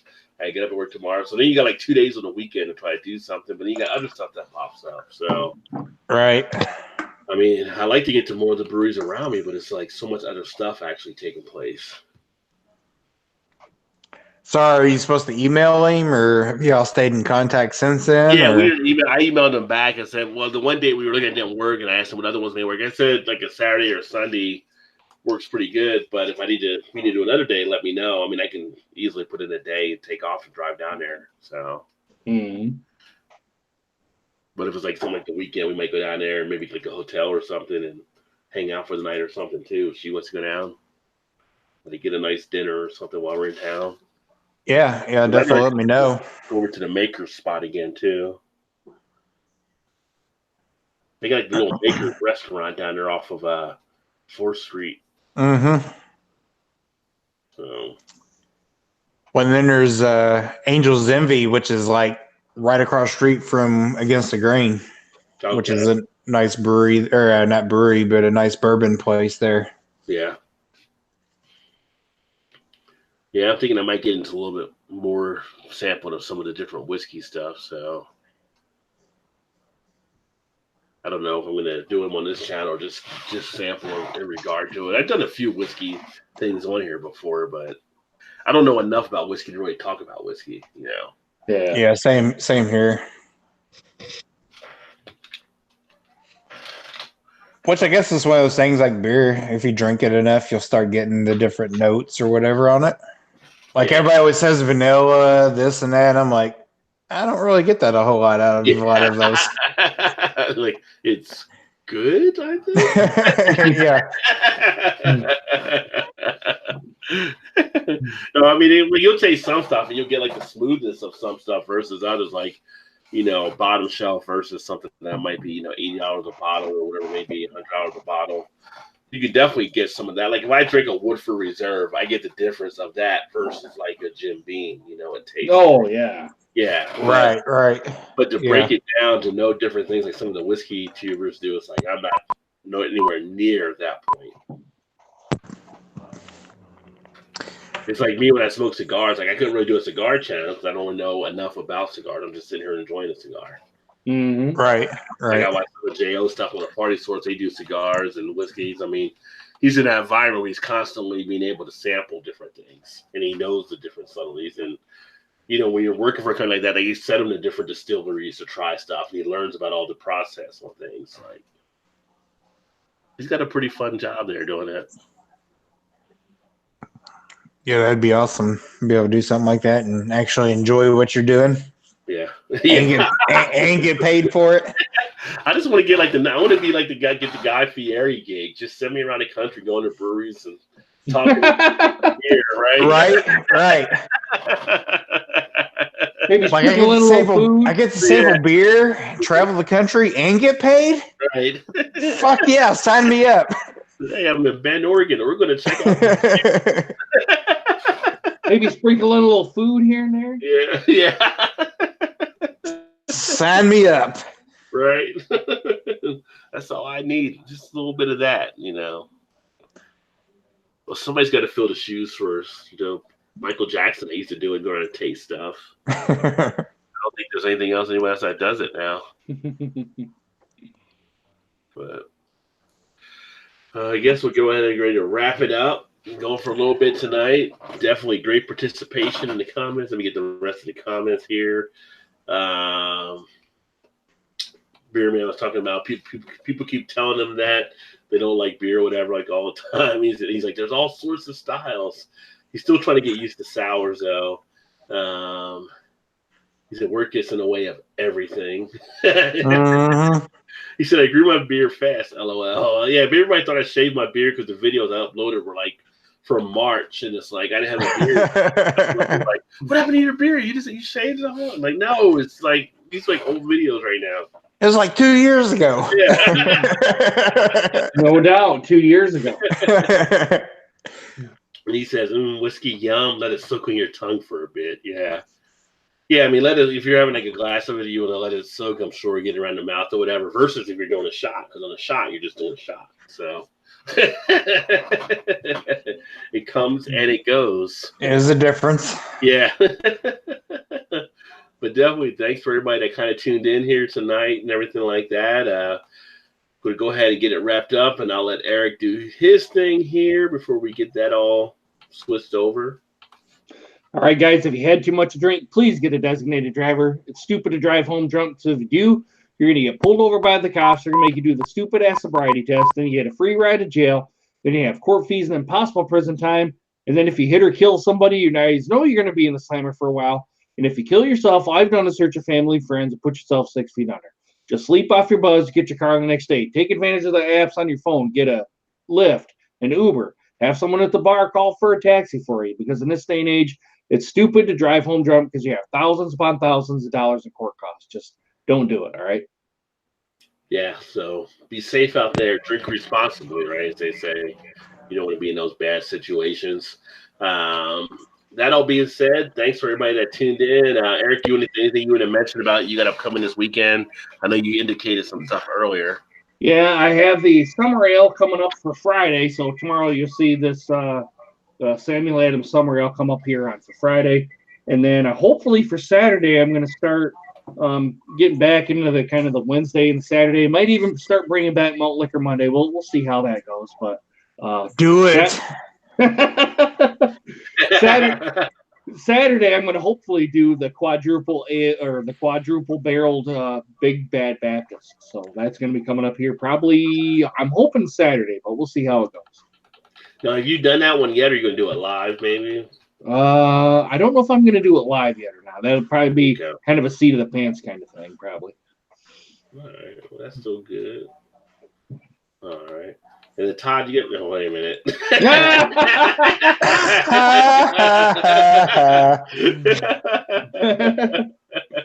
Yeah, what do you guys have going on your channel? That's what I can go on my channel. So. Yeah. Well, Todd, if I do it Saturday, you want me to let you know? So me and you could probably do a little. I don't know. Yeah, let me know. Well, let me check first to make sure I have that one. I think I do, but let me check it, make sure. And I'll message you and let you know. If I do, yeah, I'm game for it if you want to do it. All right, man. All right. Yeah. And then tomorrow I've got the next update. I forgot which one it is. The last one I got from 21090 Brewing that they sent me. So that one will be uploaded tomorrow at 9. It's already on the channel. I just can't remember offhand which one it actually is. But you'll see that tomorrow. And then after that, I've got the Untitled Scotch Ale coming up. I think you sent me that one, Todd, I believe. Which? Oh, the chocolate? Untitled Art Scotch Ale. Oh, yeah. Yeah. And I think was that the chocolate one? The chocolate Scotch Ale? Yeah, that one. Yeah. Yeah, I did. And then after that, I got the Ellison Big Black Stout, which Eric actually sent me as well. And they got Platform Coffee Law. This will be coming out. The Schmaltz Messiah Nut Brown Ale. Urban Artifact. I'm going to have their squeeze box finally done. And then another one Eric sent me coming up towards the end of next week will be the Electron Brown from Old Nation. Oh, I can't wait to see what you think about that. And then I got the Dragon's Milk Banana. Cover your ears, Eric. Coconut. Ooh. Some of the upcoming stuff that are already edited, ready to rock and roll. I just got to set them up there, so you'll see those coming up. And then might pop in a live stream here and there. Like I said, Saturday, if I end up going to get a cigar and a beer down at Bob's, I'll probably shoot another live stream there as well. And that'll be on my Mobcam app. Again, if you guys are out there live streaming or want to live stream, and you can't do it if you're under 1,000 people, check out the Mobcam app. I know Paul's actually used it now, so you can actually stream on YouTube at the same time on Twitter as Facebook, and then also on Twitch. So I actually am using that one now, even though I'm over 1,000. I'm still using that because I'm streaming on all 4 of them, so that way I can respond to Twitter, Twitch, Facebook, and YouTube, which is actually pretty cool. As they come in, the messages will tell you who's coming in from what platform. So a nice one to definitely check out. If you like the music that you heard earlier today, which it actually stopped a while ago, I didn't reset the playlist, but that again was from MU, Free Music for Your Videos. Check out their channel. They do a lot of good stuff, and you can actually use them if you have a YouTube channel in the background.